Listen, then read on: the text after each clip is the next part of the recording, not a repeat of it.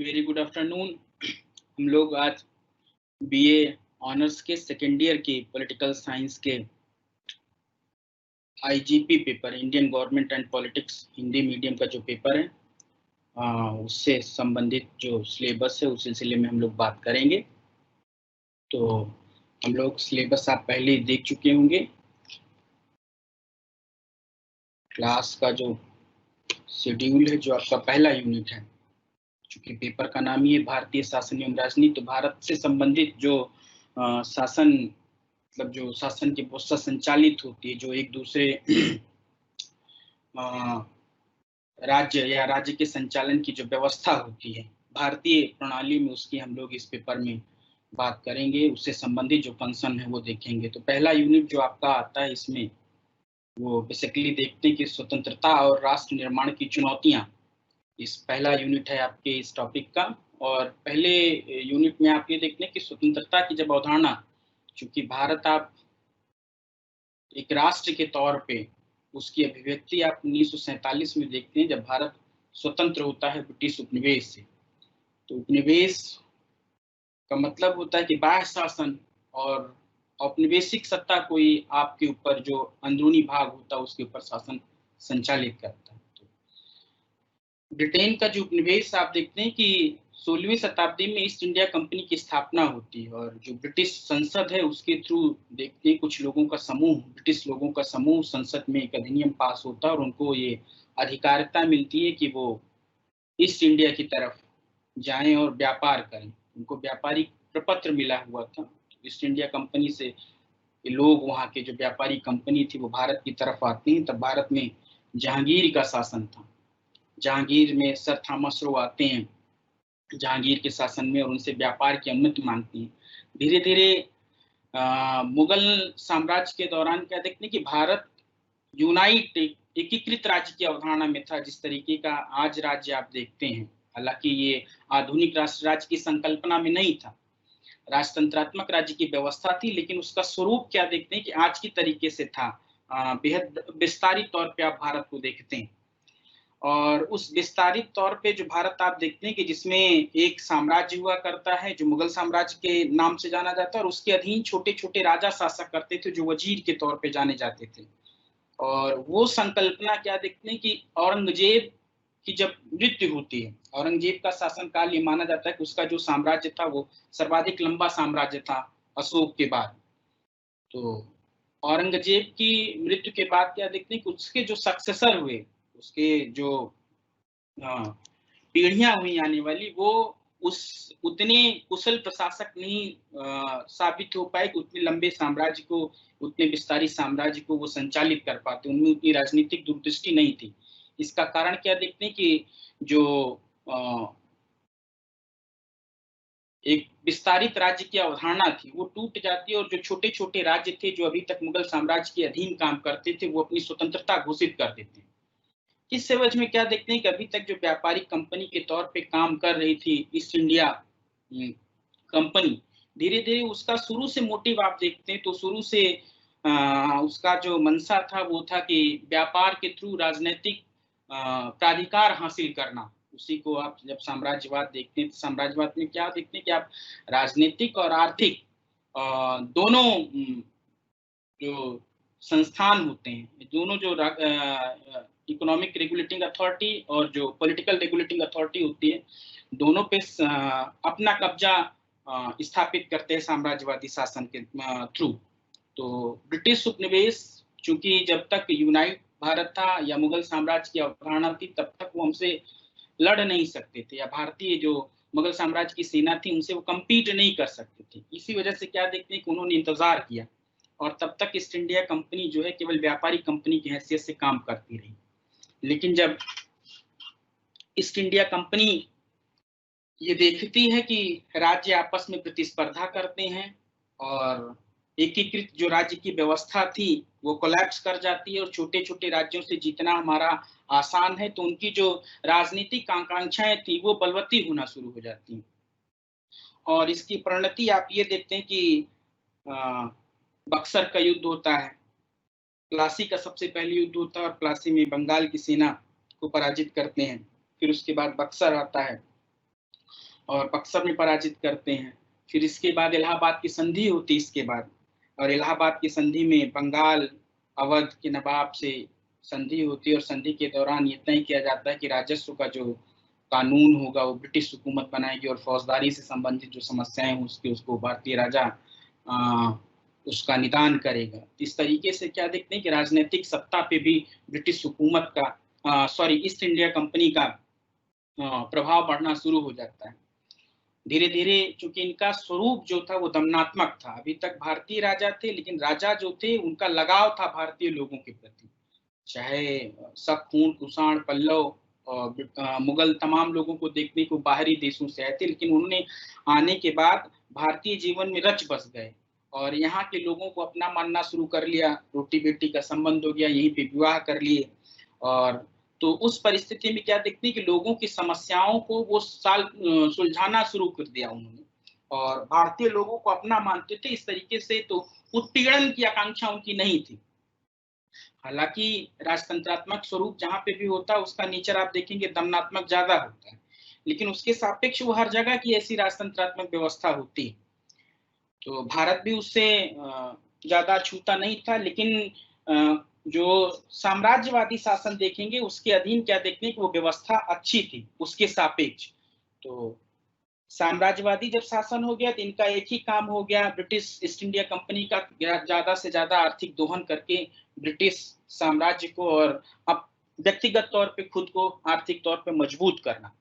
तो उस परिस्थिति में क्या देखते हैं कि तमाम जगह उनके खिलाफ प्रोटेस्ट होना शुरू हो गया। 1857 की क्रांति देखते हैं कि पहली क्रांति हुई, जिसमें इतिहास में तमाम मतभेद हैं, कुछ लोग क्रांति मानते हैं, कुछ लोग नहीं मानते हैं, लेकिन मोटा मोटी आप ये देख सकते हैं कि उसको क्रांति के तौर पे देखते हैं कि पूरे भारत में समूल तौर पे ब्रिटिश जो हुकूमत थी ईस्ट इंडिया कंपनी उसके खिलाफ प्रोटेस्ट होता है, और तब ब्रिटिश हुकूमत को लगता है कि अब ईस्ट इंडिया कंपनी वहां पे शासन संचालित नहीं कर पाएगी, और 1858 का भारत शासन अधिनियम आता है।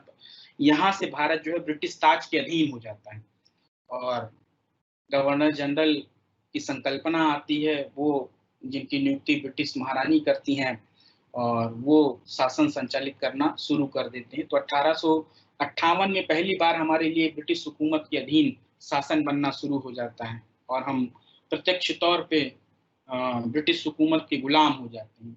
तो 1858 के बाद तमाम स्वाधीनता मूवमेंट भारत में चलते हैं। 1885 में कांग्रेस की स्थापना होती है स्वतंत्रता के लिए। गांधी, पटेल, लाला लाजपत राय, गोखले, तिलक, चंद्रशेखर आजाद, भगत सिंह जैसे तमाम लोग स्वाधीनता के लिए संघर्ष करते हैं, और जिसकी परिणति हम क्या देखते हैं कि 1947 में हमको स्वतंत्रता मिलती है।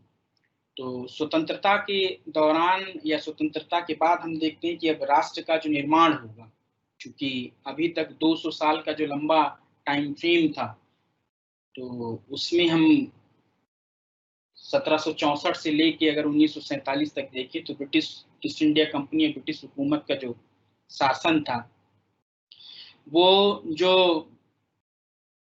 आर्थिक शोषण उन्होंने किया, अब उससे निपटने की स्थिति आती है कि उससे कैसे निपटा जाए, और हम शासन की व्यवस्था से या शासन की बागडोर हमारे पास आ गई, तो हम शासन का निर्माण कैसे करें या राष्ट्र का निर्माण कैसे करें, शासन की व्यवस्था कैसे अपनाएं, किस तरीके की शासन व्यवस्था हम लोग स्वीकार करें। तमाम समस्याएं भारत के सम्मुख प्रस्तुत हुई, जिसके समक्ष हम देखते हैं कि ये आपके सिलेबस में चुनौतियां दो तरीके पे बांटी गई हैं, एक आंतरिक चुनौती और बाह्य चुनौती।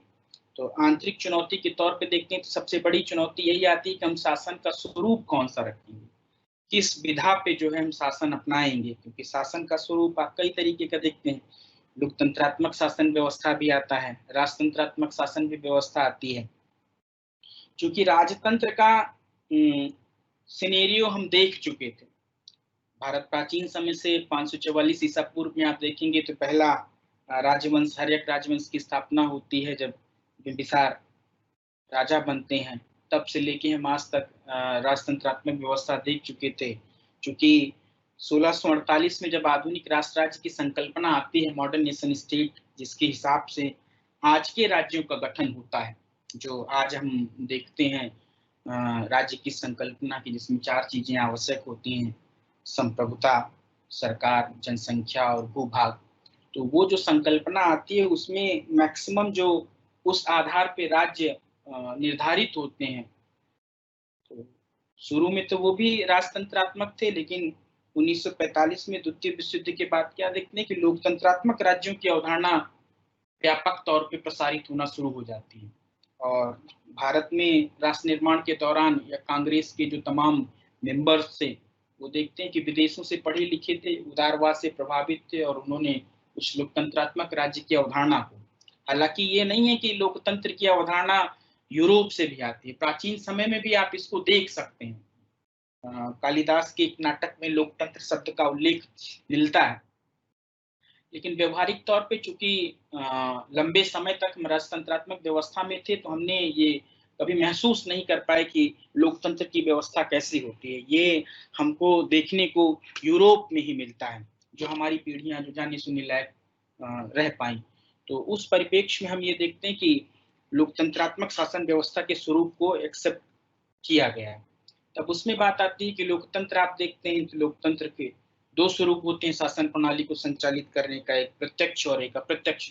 चूंकि जनसंख्या भारत की शुरू से ही अत्यधिक थी, तो प्रत्यक्ष लोकतंत्र में हम स्वीकार करने में तमाम बाधाएं थी, जिसके एवज में हम अप्रत्यक्ष लोकतंत्र अपनाते हैं, जिसमें क्या देखते हैं कि जनप्रतिनिधि का शासन होता है। हम स्वयं निर्णय अपना न लेके हम अपने जनप्रतिनिधि चुनते हैं और जनप्रतिनिधि हमारे सापेक्ष जो है विधायिका में हमारे लिए नियम कानून तय करते हैं या पॉलिसीज बनाते हैं। तो बेसिकली डेमोक्रेसी जो आप देखते हैं ये शक्ति के पृथक्करण पे आधारित है कि विधायिका, कार्यपालिका और न्यायपालिका तीनों का विभाजन होता है। तो आंतरिक चुनौती के तौर पे आप सबसे पहला इसमें जो चुनौती देखते हैं कि हम किस तरीके की शासन व्यवस्था को अपनाएं। तो रिप्रेजेंटेटिव गवर्नमेंट के तौर पे लोकतंत्र को स्वीकार किया गया भारत में। तो पहली समस्या का निदान हुआ और आज आप ये देखते हैं कि भारत अमेरिका में सबसे पहले डेमोक्रेसी माना जाता है कि उदय हुआ, लेकिन भारत जो है स्थायित्व जब से 1952 में पहला चुनाव हुआ या 1947 में स्वतंत्रता देखते हैं तब अंतरिम सरकार का गठन हो चुका था, तब से लेकर आज तक देखते हैं कि चूंकि आबादी बृहद है, इतनी बृहद आबादी और इतनी विविधता वाली आबादी होने के बावजूद क्या देखते हैं कि लोकतंत्रात्मक स्वरूप में कोई परिवर्तन नहीं आया और स्थिर लोकतंत्र भारत में बना रहा। तो ये जो डिसीजन लिया गया था, निर्णय लिया था कि लोकतंत्र भारत अपनाए, वो निर्णय आप क्या देखते हैं कि अनुकूल रहा भारत के, और तमाम जो समस्याएं थी संबंधित आती रही, उसका निदान होता रहा डेमोक्रेसी के थ्रू, रिप्रेजेंटेटिव गवर्नमेंट के थ्रू। अब जो दूसरी समस्या इसमें आती है वो आप देखते हैं कि अर्थव्यवस्था का संचालन कैसे किया जाए। क्योंकि राज्य आप देखते हैं कि आजकल का जो राज्य हम देखते हैं उसमें समाज इतना जटिल हो गया है और लोग एक दूसरे पे इतना निर्भर हो गए हैं, तो उसमें आर्थिक नीतियां बहुत मायने रखती हैं कि राज्य किस तरीके की नीतियां अपनाता है और बहुसंख्यक या अल्पसंख्यक के हितों की समृद्धि करता है कि नहीं करता है। क्योंकि आर्थिक तौर पे आप देखेंगे तो जो ब्रिटिश उपनिवेश का हमारे यहाँ शासन था, उसमें देखते हैं कि दादा भाई नौरोजी तो किताब लिखते हैं, निष्कासन का सिद्धांत बताते हैं वो कि कैसे ब्रिटिश हुकूमत ने हमारे यहाँ से आर्थिक दोहन किया, यहाँ से पैसा ले गए और ब्रिटिश हुकूमत को मजबूत किया। तो उस परिप्रेक्ष्य में देखते हैं कि अर्थव्यवस्था या हमारी आर्थिक स्थिति भारत की बहुत दयनीय थी। 40 में बहुत बड़ा काल था, खाद्यान्न की समस्या बहुत जटिल थी। तो कैसा अर्थनीति हम चुने ताकि जो व्यापक समस्या है भारतीय लोगों की उससे निदान पाया जा सके। क्योंकि अब जब आप राज्य का निर्माण देखते हैं, भारत हो या कोई भी राज्य हो, तो राज्य का निर्माण ही इसी वजह से हुआ था कि व्यक्तियों का सर्वोत्तम विकास हो सके। और राज्य का गठन जो आधुनिक राष्ट्र राज्य की अवधारणा देखते हैं उसमें क्या देखते हैं कि राज्य के सापेक्ष हमको अधिकार मिलता है और अधिकार में मूलभूत अधिकारों की संकल्पना आती है, जो आपके आगे इसमें आपको पढ़ने को मिलेगा तीसरे चौथे यूनिट में। तो उसमें आप क्या देखते हैं कि जीवन की स्वतंत्रता का अधिकार सबसे प्रमुख माना जाता है कि आंतरिक या बाह्य आपातकाल के दौरान भी राज्य आपसे जीवन की स्वतंत्रता का अधिकार नहीं छीन सकता है। जीवन की स्वतंत्रता के अधिकार में आप ये देखते हैं कि सबसे ज्यादा सुप्रीम कोर्ट ने अगर व्याख्या की है तो जीवन के अधिकार की है। जीवन के अधिकार में ये भी है कि आपको गरिमामयी जीवन मिल सके। तो गरिमामयी जीवन में ये भी है कि आप खाने बिना न मरे। जीवन के अधिकार का मतलब ये नहीं हुआ कि बाह्य देशों से आक्रमण से आपकी रक्षा हो। जीवन के अधिकार का मतलब ये है कि आपको गरिमामयी जीवन मिले और आप अप्राकृतिक मौत आपकी ना हो पाए, यानी खाने की कमी से, पीने की कमी से, स्वच्छ पानी, स्वच्छ वायु, भोजन, ये सारी चीजें आपको मिल पाए।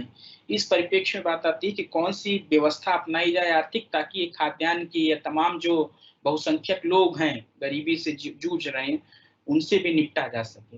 तो इसमें आप क्या देखते हैं कि भारत चूंकि स्वाधीनता संघर्ष के दौरान आप ये देखते हैं कि नेहरू कांग्रेस के सदस्य थे, कांग्रेस के अध्यक्ष भी थे। 36 में यूएसएसआर जाते हैं और यूएसएसआर में वहां पे चूंकि जारशाही का अंत हो चुका था बोल्शेविक और मेंशेविक क्रांति के बाद, तो वहां पे नियोजित अर्थव्यवस्था अपनाई गई थी। तो नेहरू उससे बहुत प्रभावित होते हैं और चूंकि भारत के प्रथम प्रधानमंत्री बनते हैं तो भारत आते हैं और भारत में नियोजित अर्थव्यवस्था के बारे में अपने मंत्रिमंडल से सलाह करते हैं और मंत्रिमंडल जो है, भारत सरकार जो है नियोजित अर्थव्यवस्था अपनाता है जो मिश्रित अर्थव्यवस्था पे आधारित होता है, जो समाजवाद और उदारवाद। आप ये फर्स्ट ईयर में अपने प्रथम वर्ष में पढ़ चुके होंगे पॉलिटिकल थियरी, राजनीतिक सिद्धांत के दौरान की समाजवाद और उदारवाद क्या होता है, कि दोनों के मिश्रण पे आधारित था मिश्रित अर्थव्यवस्था। भारत उसको एक्सेप्ट करता है और नियोजित अर्थव्यवस्था एक्सेप्ट करता है कि हम प्लान्ड वे में एक इकोनॉमिक पॉलिसी अपनाएंगे। अपनी समस्याओं के आधार पे हम एक प्लान बनाएंगे पंचवर्षीय योजना के थ्रू और 5 साल में ये देखेंगे कि हमने जो नियोजित व्यवस्था बनाई थी उससे लाभ हो पाया कि नहीं हो पाया। अगर लाभ हो पाया तो हम उसको आगे बढ़ाएंगे, नहीं लाभ हो पाया तो हम उस व्यवस्था में परिवर्तन करेंगे। तो समस्याओं के अनुरूप हम आर्थिक नीति तय करेंगे। और इसके लिए क्या देखते हैं कि चूंकि जब भारत स्वतंत्र हुआ, स्वतंत्रता से पहले आप देखते हैं राजतंत्र था। राजतंत्र में सारी चीजें जो अधिकार होता है वो राजा के पास था। तो चूंकि उत्पादन के साधन भी बहुत कम थे, मीन्स ऑफ प्रोडक्शन आप ये देखते हैं। औद्योगिकरण से पहले आप देखते हैं कि उत्पादन का एक ही साधन था, एग्रीकल्चर। औद्योगिकरण के बाद तमाम उत्पादन के साधन आते हैं। तो भारत में औद्योगिकरण अपनी चरम अवस्था में तो अभी भी नहीं पहुंच पाया है। स्वतंत्रता के दौरान भी क्या देखते हैं कि औद्योगिकरण नहीं था, उसके बाद उद्योगों की संरचनाएं आती हैं। तो कृषि पे आधारित हमारी अर्थव्यवस्था थी और कृषि के आधारित अर्थव्यवस्था में आप क्या देखते हैं कि जमीनें जमींदारों के पास थी और उस पे जो काम करता था किसान, खेतीहर किसान, उसके पास अधिकार नहीं होता था जमीन पे। मालिकाना हक उसका नहीं था, मालिकाना हक किसी जमींदार का होता था और वो व्यक्ति जो है उस जमीन पे काम करने के एवज में उसको एक छोटी सी जमीन दी जाती थी जिसपे अपने उत्पादन भर का वो पाता था, अन्न उत्पादित कर पाता था, उससे ज्यादा उत्पादित नहीं कर पाता था। तो इस समस्या से निपटान के लिए आप क्या देखते हैं कि पहला संविधान संशोधन आता है और जमींदारी प्रथा का उन्मूलन होता है और इसी के साथ चकबंदी प्रथा आती है और जो भूमिहीन किसान थे उनको मिनिमम तय किया जाता है कि उनको जमीनें प्रदान की जाएंगी और यहाँ से उनको मालिकाना हक प्राप्त होना शुरू होता है। तो आंतरिक चुनौती पे आप क्या देखते हैं कि पहला तो ये कि हम शासन की प्रणाली कौन सी अपनाएंगे, उसके लिए आता है कि हम लोकतंत्रात्मक व्यवस्था अपनाएंगे जिसमें जनप्रतिनिधि का शासन होगा। दूसरा आप क्या देखते हैं कि नियोजित अर्थव्यवस्था अपनाई जाती है और तीसरा क्या देखते हैं कि जो कृषि आधारित हमारा देश था और उसमें जो कृषि की किसानों की सबसे बड़ी समस्या थी कि उनके पास मालिकाना हक नहीं था, उससे निपटने के लिए जमींदारी प्रथा का उन्मूलन किया जाता है। तो ये बेसिक जो आधारभूत काम थे वो पहली संविधान सभा के निर्माण के बाद या पहली चुनाव से पहले ये सारी चीजें अपनाई जानी शुरू कर दी जाती हैं ताकि जो चुनौतियां हैं उससे तेजी से निपटा जा सके। बाह्य चुनौती के तौर पे आप ये देखते हैं कि उस समय जब भारत आजाद हुआ 1947 में, उस दौरान आप क्या देखते हैं कि 1945 में द्वितीय विश्व युद्ध समाप्त होता है, और द्वितीय विश्व युद्ध के बाद जब जापान पे परमाणु हमला कर देता है अमेरिका, और चूंकि अमेरिका और यूएसएसआर दोनों एक ही मित्र धड़े में थे, और यूएसएसआर की जानकारी के बगैर जब अमेरिका जापान पे हमला कर देता है तो यूएसएसआर संदेह उत्पन्न हो जाता है अमेरिका के प्रति कि अमेरिका ने उससे साझा नहीं किया कि उसके पास परमाणु बम जैसी कोई भयानक चीज है जिससे युद्ध में जो है जल्दी सफलता प्राप्त की जा सकती है। तो इस वजह से क्या देखते हैं कि एक युद्ध जैसा माहौल हो गया, अमेरिका और यूएसएसआर दोनों के बीच जो है तनातनी की माहौल हो गई, और दोनों जो ब्रिटेन प्रथम विश्व युद्ध से पहले देखते हैं कि पूरे विश्व पे जो साम्राज्यवादी शासन था या जो हेजेमनी थी वैश्विक राजनीति में इंग्लैंड के पास थी, वो धीरे धीरे उससे छूट रहा था, उसके साम्राज्य उससे स्वतंत्र हो रहे थे, और उस हेजेमनी को टैकल करने के लिए यूएसएसआर पहले जर्मनी आगे बढ़ा, जर्मनी देखते हैं पराजित हो जाता है, और फिर यूएसएसआर उसके लिए आगे बढ़ रहा था और यूएसएसआर की हेजेमनी ना हो पाए, शायद इसी कारण अमेरिका जापान पे परमाणु बम गिराता है। तो वो जो हेजेमनी का टसल था अब वो दो धड़ों में विभाजित हो गया, एक धड़ा यूएसएसआर संचालित करने लगा एक धड़े के, और एक धड़े को अमेरिका यूएसए संचालित करने लगा। तो उस संचालन में आप क्या देखते हैं कि ये दोनों धड़े, जिसको आप बाइपोलर वर्ल्ड कहते हैं, द्विध्रुवीय विश्व, तो दोनों धड़े ज्यादा से ज्यादा देशों को अपने पक्ष में आकर्षित करने लगे, और इस आकर्षण के तौर पे आप क्या देखते हैं कि सैन्य सहायता समूह का गठन होता है, चूंकि उपनिवेशीकरण का दौर था, अफ्रीका, एशिया, लैटिन अमेरिका के तमाम देश नव स्वतंत्र हो रहे थे, और नव स्वतंत्रता के बाद उनको अपनी स्वतंत्रता बनाए रखने की चाह थी, उसमें डर बना हुआ रहता था, उस डर से निजात दिलाने के एक वायदा किया इन दोनों धड़ों ने कि आप हमारे पास आ जाइए, हमारे पास सैन्य शक्ति बहुत है और हम आपकी स्वतंत्रता को बनाए रखने का वायदा करेंगे। तो अमेरिका इस परिप्रेक्ष्य में आप देखते हैं कि नाटो, सीटो, सेंटो की स्थापना करता है, यूएसएसआर इसके प्रत्युत्तर में वार्सा पैक्ट की स्थापना करता है, और दोनों धड़ों में लोग शामिल होना शुरू हो जाते हैं, और अमेरिका जो यूरोप के पराजित देश थे द्वितीय विश्व युद्ध के दौरान, उनको अपनी तरफ आकर्षित करने के लिए dollar diplomacy, Truman plan, Marshall plan, तमाम तरीके के आर्थिक प्लान लाता है ताकि उनको अपनी तरफ आकर्षित करे और उनको अपनी गुट में शामिल कर सके। तो ये जो गुटों का झगड़ा हुआ, भारत जो था वो इस बाह्य चुनौती से निपटने के लिए उसने दूसरा तरीका इजाद किया, और उसने ये एक अंतर्राष्ट्रीय स्तर पे मसौदा पेश किया कि अगर हम दोनों ध्रुवों में से किसी भी ध्रुव में शामिल हो जाएंगे तो हम अपनी स्वतंत्रता जो है वो, जो हमको अभी नई नई स्वतंत्रता मिली, हम अपनी स्वतंत्रता को खो देंगे।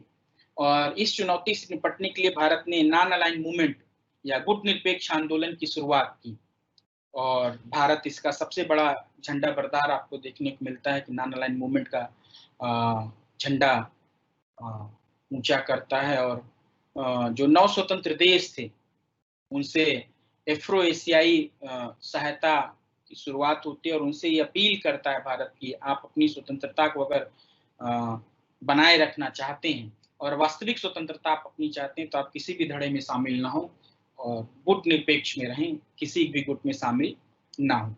क्योंकि लेकिन गुट निरपेक्ष से तात्पर्य कभी तटस्थता का नहीं था। नेहरू भारत के प्रधानमंत्री थे और 64 तक भारत के प्रधानमंत्री रहे, मृत्यु तक। तो वो उनका कंसर्न था कि तटस्थता का मतलब नहीं है, अगर दोनों ध्रुवों में कभी तकरार की स्थिति आती है तो ये जो नॉन अलाइन मूवमेंट है, जो तीसरा धड़ा है, वो दोनों के बीच सामंजस्य स्थापित करने की कोशिश करेगा। तो इस तरीके से आप देखते हैं कि दो तरीके की चुनौतियां भारत के सम्मुख आती हैं, आंतरिक चुनौती और बाह्य चुनौती। और बाह्य चुनौती में भारत एक अच्छा विकल्प प्रस्तुत करता है गुट निरपेक्ष का।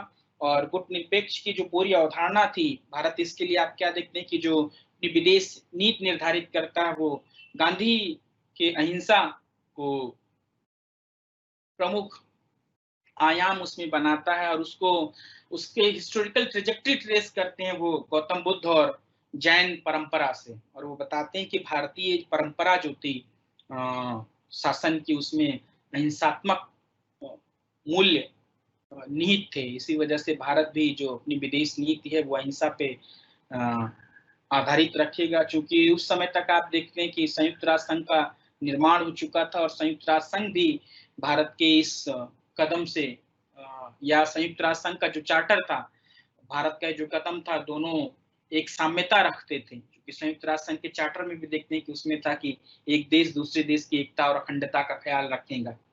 तो अगर आप अहिंसात्मक नीति अपनाएंगे या कोई गुटबंदी नहीं करेंगे तो जाहिर सी बात है कि आप अखंडता और एकता का सम्मान करेंगे। तो भारत इस परिप्रेक्ष्य में देखते हैं कि एक नया सिनेरियो क्रिएट करता है और आदर्श के तौर पे स्थापित होने की भारत कोशिश करता है।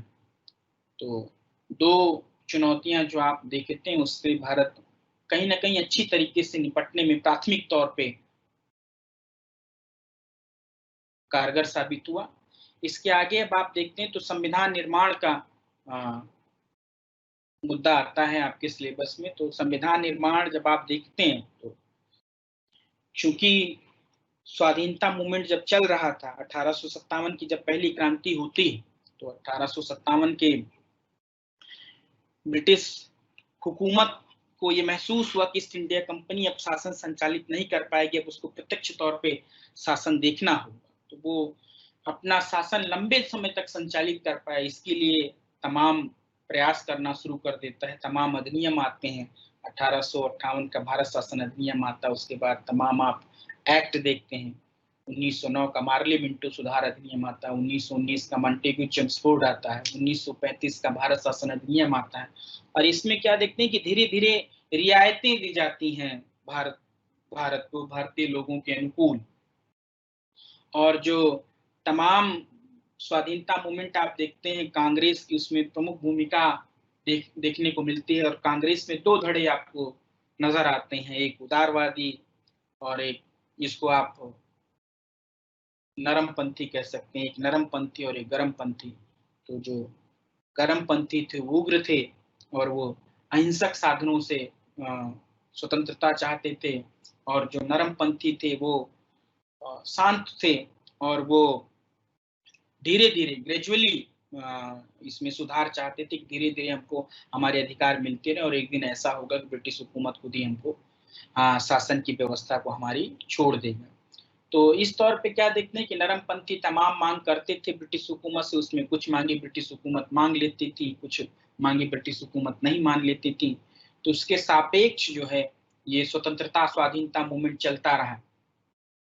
जब 1942 में भारत शासन अधिनियम आता है, भारत छोड़ो आंदोलन शुरू होता है, तो ये तय हो जाता है ब्रिटिश हुकूमत को, कहीं ना कहीं ये लगना शुरू हो जाता है कि अब हम ज्यादा लंबे समय तक भारत पे शासन नहीं संचालित कर पाएंगे। उसी के एवज में आप ये देखते हैं कि 1946 में कैबिनेट मिशन प्रस्ताव आता है और कैबिनेट मिशन प्रस्ताव तय करता है कि हम 30 जून 1947 को भारत को आजाद कर देंगे और भारत अपनी आजादी के बाद किस तरीके का व्यवस्था अपनाना चाहता है इसके लिए अपने एक संविधान का निर्माण शुरू कर दे। तो उस लिहाज से आप क्या देखते हैं कि संविधान की कवायद शुरू हो गई कि हम किस तरीके का भारत चाहते हैं और भारत में शासन की व्यवस्था कैसे होगी, भारत के लोगों को अधिकार किस तरीके के होंगे और उसका आधारभूत ढांचा क्या होगा। ये सब सारी चीजें तय करने के लिए संविधान सभा का गठन होता है। तो 9 मई 1946 को हम देखते हैं कि पहली बार संविधान सभा का गठन होता है। संविधान सभा का गठन आप देखते हैं कि चुनाव जो राज्य थे, इससे पहले आप देखते हैं कि 1935 का भारत शासन अधिनियम आता है और उसके दौरान प्रांतों को स्वायत्तता धीरे धीरे मिलना शुरू हो जाती है और प्रांत में पार्टियां चुनाव लड़ती हैं और चुनाव के बाद वो प्रांतीय स्तर पे अपनी सारी चीजें खुद ही निर्धारित करना शुरू कर देती हैं। उसी आधार पे क्या देखते हैं कि 1946 में तमाम प्रांतों में संविधान सभा के लिए इलेक्शन होते हैं। इलेक्शन का स्वरूप हालांकि बहुत छोटा था, जैसा एडल्ट फ्रेंचाइजी या वयस्क मताधिकार का स्वरूप आप आज के परिप्रेक्ष्य में देखते हैं वैसा नहीं था। हालांकि इसकी आलोचना भी होती है कि मात्र 10% लोगों ने, जो तब की आबादी थी, उन्होंने तय किया कि संविधान सभा में कौन लोग रहेंगे, कौन लोग नहीं रहेंगे। लेकिन फिर भी हम क्या देखते हैं कि संविधान सभा का गठन होता है, चुनाव में जो लोग जीत के आते हैं वो बैठते हैं, और 9 मई 1946 को पहली संविधान सभा की बैठक होती है। और चूंकि फ्रांस में आप ये देखते हैं कि फ्रांस में ये रिचुअल्स है, परंपरा है कि जो सबसे उस सभा का बूढ़ा सदस्य होता है, सबसे बुजुर्ग सदस्य होता है, उसको अध्यक्ष बनाया जाता है। तो उस लिहाज से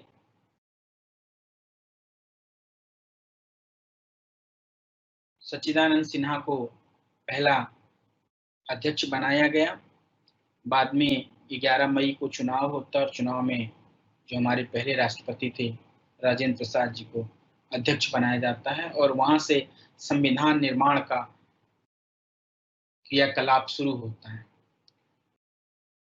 2 साल 11 महीना 18 दिन तक लंबी प्रक्रिया चलती है, तमाम इसमें बहस होते हैं, तमाम वाद विवाद पर चर्चाएं होती हैं, और उसके बाद जो आज हम भारत का अपना संविधान देखते हैं वो अपने व्यवस्थित स्वरूप में उदित होता है। तो लंबी प्रक्रिया के बाद भारतीय संविधान को आप देखते हैं। संविधान के आधारभूत दर्शन की जो बात करेंगे, बेसिक फिलॉसफी की, उसमें आप क्या देखेंगे कि स्वतंत्रता, समानता और बंधुत्व, जो कि फ्रांस के आंदोलन जो हुआ था वहां राजतंत्र के खिलाफ, वहां से प्रेरित था।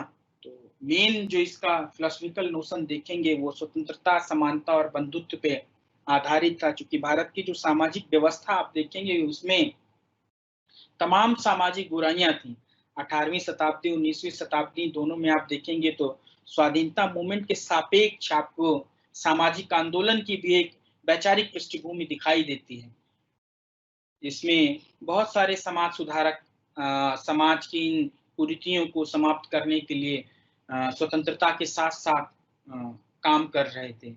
ईश्वर चंद्र विद्यासागर को आप देखते हैं कि सती प्रथा के खिलाफ उन्होंने आंदोलन किया, और सती प्रथा एबॉलिशमेंट एक्ट आता है जिसमें उनके प्रयासों की सराहनीय भूमिका थी।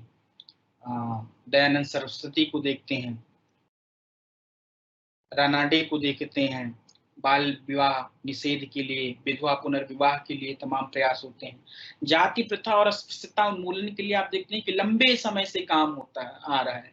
12वीं शताब्दी में नाथ संप्रदाय की अवधारणा आती है, वो भी इसके लिए काम करते हैं। उसके बाद कबीरदास भी देखते हैं किसी परंपरा में थे। और आधुनिक समय में आप क्या देखते हैं कि ज्योतिबा फुले, डॉक्टर भीमराव अंबेडकर, महात्मा गांधी, राम मनोहर लोहिया, तमाम लोग थे जो जाति प्रथा के अगेंस्ट काम कर रहे थे और इसको एबॉलिशमेंट चाहते थे, अस्पृश्यता उन्मूलन को समाप्त करना चाहते थे।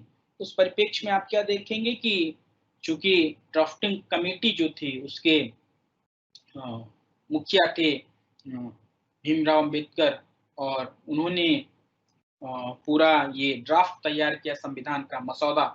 और तो चूंकि उनका कंसर्न क्या था कि ये जो तमाम सामाजिक समस्याएं हैं जो स्वतंत्रता, समानता और बंधुत्व के लिए एक विपरीत परिस्थितियां पैदा करती हैं, सबसे पहले हमें उनसे निजात पाना चाहिए। तो उस परिप्रेक्ष्य में आप क्या देखते हैं कि मौलिक अधिकारों का पृष्ठभूमि तैयार होती है, मौलिक अधिकार बनाए जाते हैं, और मौलिक अधिकारों में आप क्या देखते हैं कि ये स्वतंत्रता, समानता और बंधुत्व की अवधारणा को व्यवहारिक तौर पे भारतीय संविधान में इम्प्लीमेंट करने की कोशिश की जाती है। तो अनुच्छेद 14 आप देखते हैं, समानता का अधिकार देखते हैं 14 से 18, फिर स्वतंत्रता का अधिकार देखते हैं आप इसमें, और धार्मिक स्वतंत्रता का अधिकार आप देखते हैं इसमें, भाषाई स्वतंत्रता का अधिकार आप देखते हैं इसमें अनुच्छेद 350 के तहत जो आपको देखने को मिलता है। तो ये तमाम चीजें इसमें जोड़ी जाती हैं ताकि ये जो बेसिक फिलॉसफी है ह्यूमन बीइंग की, जिसको संविधान अपना आधारभूत मानता है, वो इम्प्लीमेंट हो पाए। इसके लिए मौलिक अधिकारों की संकल्पना आती है। अनुच्छेद 17 अस्पृश्यता का उन्मूलन करता है। अस्पृश्यता जो राज्य का सिनेरियो देखते हैं, उदारवादी राज्य की जो संकल्पना आती है वो बेसिकली इसी पे आधारित है कि ह्यूमन बीइंग रेशनल है, अर्थात मानव तार्किक प्राणी है, उसमें तर्क है, वो अपना अच्छाई और बुराई सोच सकता है। इसी वजह से मिनिमम राज्य के इंटरवेंशन की मिनिमम आवश्यकता है कि ताकि व्यक्ति अपना ज्यादा से ज्यादा काम स्वतः कर पाए, उस पर रेगुलेटिंग अथॉरिटी का जो कंसर्न है वो छोटा हो। और कांट जब इसमें आप देखते हैं तो कांट मानवीय गरिमा की बात करता है। कांट कहता है कि चाहे व्यक्ति शिक्षित हो या अशिक्षित हो या अनपढ़ हो, पैसे वाला हो, गैर पैसे वाला हो, सबकी ह्यूमन डिग्निटी या मानवीय गरिमा सबकी समान है। उस परिप्रेक्ष्य में आप ये देखते हैं कि ये जो अस्पृश्यता थी, अनटचेबिलिटी, इसका जो कंसर्न था वो दोनों सिनेरियो को खारिज करता है, मानव अधिकार की संकल्पना को भी और उदारवादी राज्य की संकल्पना को भी वो खारिज करता है। और स्वतंत्रता, समानता, बंधुत्व तो अस्पृश्यता के दौरान आप इसको सोच ही नहीं सकते। तो उस परिप्रेक्ष्य में कंसर्न आता है कि सबसे पहले अस्पृश्यता का उन्मूलन। गांधी जी इसके लिए तमाम प्रयास करते हैं और गांधी साबरमती में अपना आश्रम बनाते हैं और सारा काम अस्पृश्यता में आप ये देखते हैं कि जो सबसे पहले तो प्राचीन समय में क्या जाएं, उसमें चांडाल की अवधारणा थी, वो आपके सिलेबस के परे की बात है। आधुनिक समय में आप देखते हैं कि जो मैला ढोने की प्रथा थी और घर में जो टॉयलेट होते थे या जो सूखा टॉयलेट या गीला टॉयलेट की जो संकल्पना आती, उसको जो साफ करने की बात आती थी, वो पर्टिकुलर एक कास्ट के लोग साफ करते थे और वो अस्पृश्य होते थे, लोग उनको छूते नहीं थे और उनसे अलगाव, समाज में उनका अलगाव था। तो गांधी इस अलगाव को दूर करने के लिए साबरमती आश्रम में सारा काम खुद ही से संचालित करते हैं, अपना मैला खुद ही साफ करने, उसको मिट्टी में दबाने का काम खुद ही करते हैं, ताकि ये जो काम को लेके भेदभाव है, ये भेदभाव ना हो पाए। और अंबेडकर भी संकल्पना से अस्पृश्यता की जो अवधारणा थी उसको समाप्त करना चाहते थे, जिसके एवज में हमें देखते हैं कि अनुच्छेद 17 आता है और अस्पृश्यता का उन्मूलन करता है। तो मौलिक अधिकारों की संकल्पना आती है जिसमें हमको कुछ बेसिक अधिकार मिलते हैं। स्वतंत्रता, समानता, 14 कहता है कि विधि के समक्ष सबको समानता होगी, जाति, धर्म, लिंग या जन्म स्थान के आधार पे राज्य आपके साथ भेदभाव नहीं करेगा। होटल जो होते हैं या तमाम शैक्षिक संस्थान जो होते हैं, उसमें आप देखेंगे कि पहले भेदभाव होता था, निचली जातियों के लोगों को या महिलाओं को वहां पे प्रवेश की अनुमति नहीं थी, वो सारी चीजें समाप्त की जाती हैं। विधि के समक्ष सबको समानता का अवसर दिया जाता है कि हर व्यक्ति विधि के समक्ष समान होगा, सबको एक समान दंड मिलेगा और एक ही अपराध के लिए 2 बार दंड नहीं मिलेगा। तो ये स्वतंत्रता, समानता और बंधुत्व की अवधारणा, समान काम के लिए समान वेतन, पहले ये नहीं होगा कि महिलाओं को कम वेतन मिलेगा या पुरुषों को ज्यादा वेतन मिलेगा, ऐसी जो अवधारणाएं थी जो समानता के विरुद्ध थी, उनको एबॉलिश किया जाता है, उनको हटाया जाता है और मौलिक अधिकारों के थ्रू हमको ये अधिकार दिया जाता है। और ये अधिकार, मौलिक अधिकार आप देखते हैं कि राज्य के सापेक्ष प्राप्त होते हैं, कि अगर राज्य इन अधिकारों को प्रोवाइड कराने में सफल नहीं हो पाता है तो हम सुप्रीम कोर्ट में अनुच्छेद 32 के तहत रिट फाइल कर सकते हैं या 226 के तहत, अनुच्छेद 226 के तहत हाई कोर्ट में सहायता ले सकते हैं इसमें। तो ये व्यवस्थाएं आती हैं जो आधारभूत चीजें थी संविधान की। इसके अलावा आप ये देखते हैं कि संसदीय शासन व्यवस्था अपनाया जाता है, एक शासन प्रणाली आती है कि हम अपने जनप्रतिनिधि चुनेंगे और जनप्रतिनिधि जो है हमारी आकांक्षाओं के अनुरूप काम करेंगे। जो लोकतंत्रात्मक जनप्रतिनिधित्मक शासन व्यवस्था है, उसका जो सैद्धांतिक स्वरूप है वो यही कहता है कि जो नियम या कानून या नीतियां बनती हैं वो हमारी और आपकी आकांक्षाएं होती हैं, जिसको हमारे जनप्रतिनिधि विधानसभा या लोकसभा के पटल पे रखते हैं, संसद के पटल पे या विधायिका के पटल पे रखते हैं, उस पे कानून या नीतियां या संबंधित चीजें बनती हैं। तो और इसके लिए निर्धारित किया गया कि कार्यकाल की 5 साल, 4 साल या 6 साल, हर जगह अलग अलग इसके लिए टाइम फ्रेम है। भारत देखते हैं कि 5 साल निर्धारित करता है कि 5 साल बाद आपके जनप्रतिनिधि अगर आपके अनुकूल काम नहीं कर पाते तो दोबारा आपके पास आएंगे पुनः निर्वाचन के लिए, और ये आपके ऊपर है कि अगर वो आपके अनुरूप काम करते हैं तो आप उनको पुनः निर्वाचित करेंगे, अगर आपके अनुरूप काम नहीं करते हैं तो आप उनको पुनः निर्वाचित नहीं करेंगे। तो संसदीय व्यवस्था का आगमन आता है जो बेसिकली ये तय करता है कि हम अपनी व्यवस्था को कैसे संचालित करेंगे, और जिसके तौर पे हम ये देखते हैं कि रिप्रेजेंटेटिव गवर्नमेंट हम चुनते हैं और वो हमारी बात को संसद के पटल पे रखें, विधायिका के पटल पे रखें, ऐसी व्यवस्था सुनिश्चित की जाती है। और उनमें हमारे प्रति समर्पण बना रहे या हमारी आकांक्षाओं को रिप्रेजेंट करते रहे, इसके लिए व्यवस्था की गई कि हर 5 साल पे वो पुनः निर्वाचन के लिए आए। हालांकि लास्ट यूनिट जब आप पढ़ेंगे तो इसका लोकतंत्र का विरोधाभास भी आपको पढ़ने के लिए मिलेगा, लेकिन प्राथमिक तौर पे आप ये देखते हैं कि इस वैचारिक अभिव्यक्ति ये देता है कि हम लोगों की आकांक्षाओं को जनप्रतिनिधि जो है वो विधायिका के पटल पे कार्यपालिका के थ्रू इम्प्लीमेंट करने का काम करते हैं। तो मौलिक अधिकार आता है आधारभूत दर्शन में, संसदीय शासन व्यवस्था है, जनप्रतिनिधि शासन हम लोग स्वीकार करते हैं, विधि का शासन आता है कि विधि से बड़ा कोई नहीं है। इससे पहले राजतंत्रात्मक व्यवस्था में आप क्या देखते थे कि राजा खुद नियम और कानून तय करता था, किसी सारी चीजें खुद ही स्वतः संचालित करता था। लोकतंत्र में क्या देखते हैं कि विधि के शासन की अवधारणा आती है कि जो कानून होगा वो सबके लिए समान होगा, चाहे वो सबसे बड़ा पद राष्ट्रपति का हो, वो चाहे सबसे बड़ा पद प्रधानमंत्री का हो, या रिक्शा पुलर जो सबसे सामान्य व्यक्ति हो, सब विधि के समक्ष समान होंगे। अगर कोई भी अपराध करता है तो उसको उस अपराध के लिए एक सुनिश्चित दंड का विधान होगा और वो दंड सबके लिए समान होगा। तो समानता की अवधारणा या स्वतंत्रता की अवधारणा या बंधुत्व की अवधारणा बेसिकली इंप्लीमेंट करने की कोशिश की जाती है इन तमाम उपायों के थ्रू भारतीय संविधान में। इसके बाद आप इसमें देखते हैं कि जो सबसे मेजर कंपोनेंट इसका आता है वो पंथ निरपेक्षता आप देखते हैं। भारत में वैविध्य आपको बहुत देखने को मिलता है, और उस लिहाज से आप ये देखते हैं कि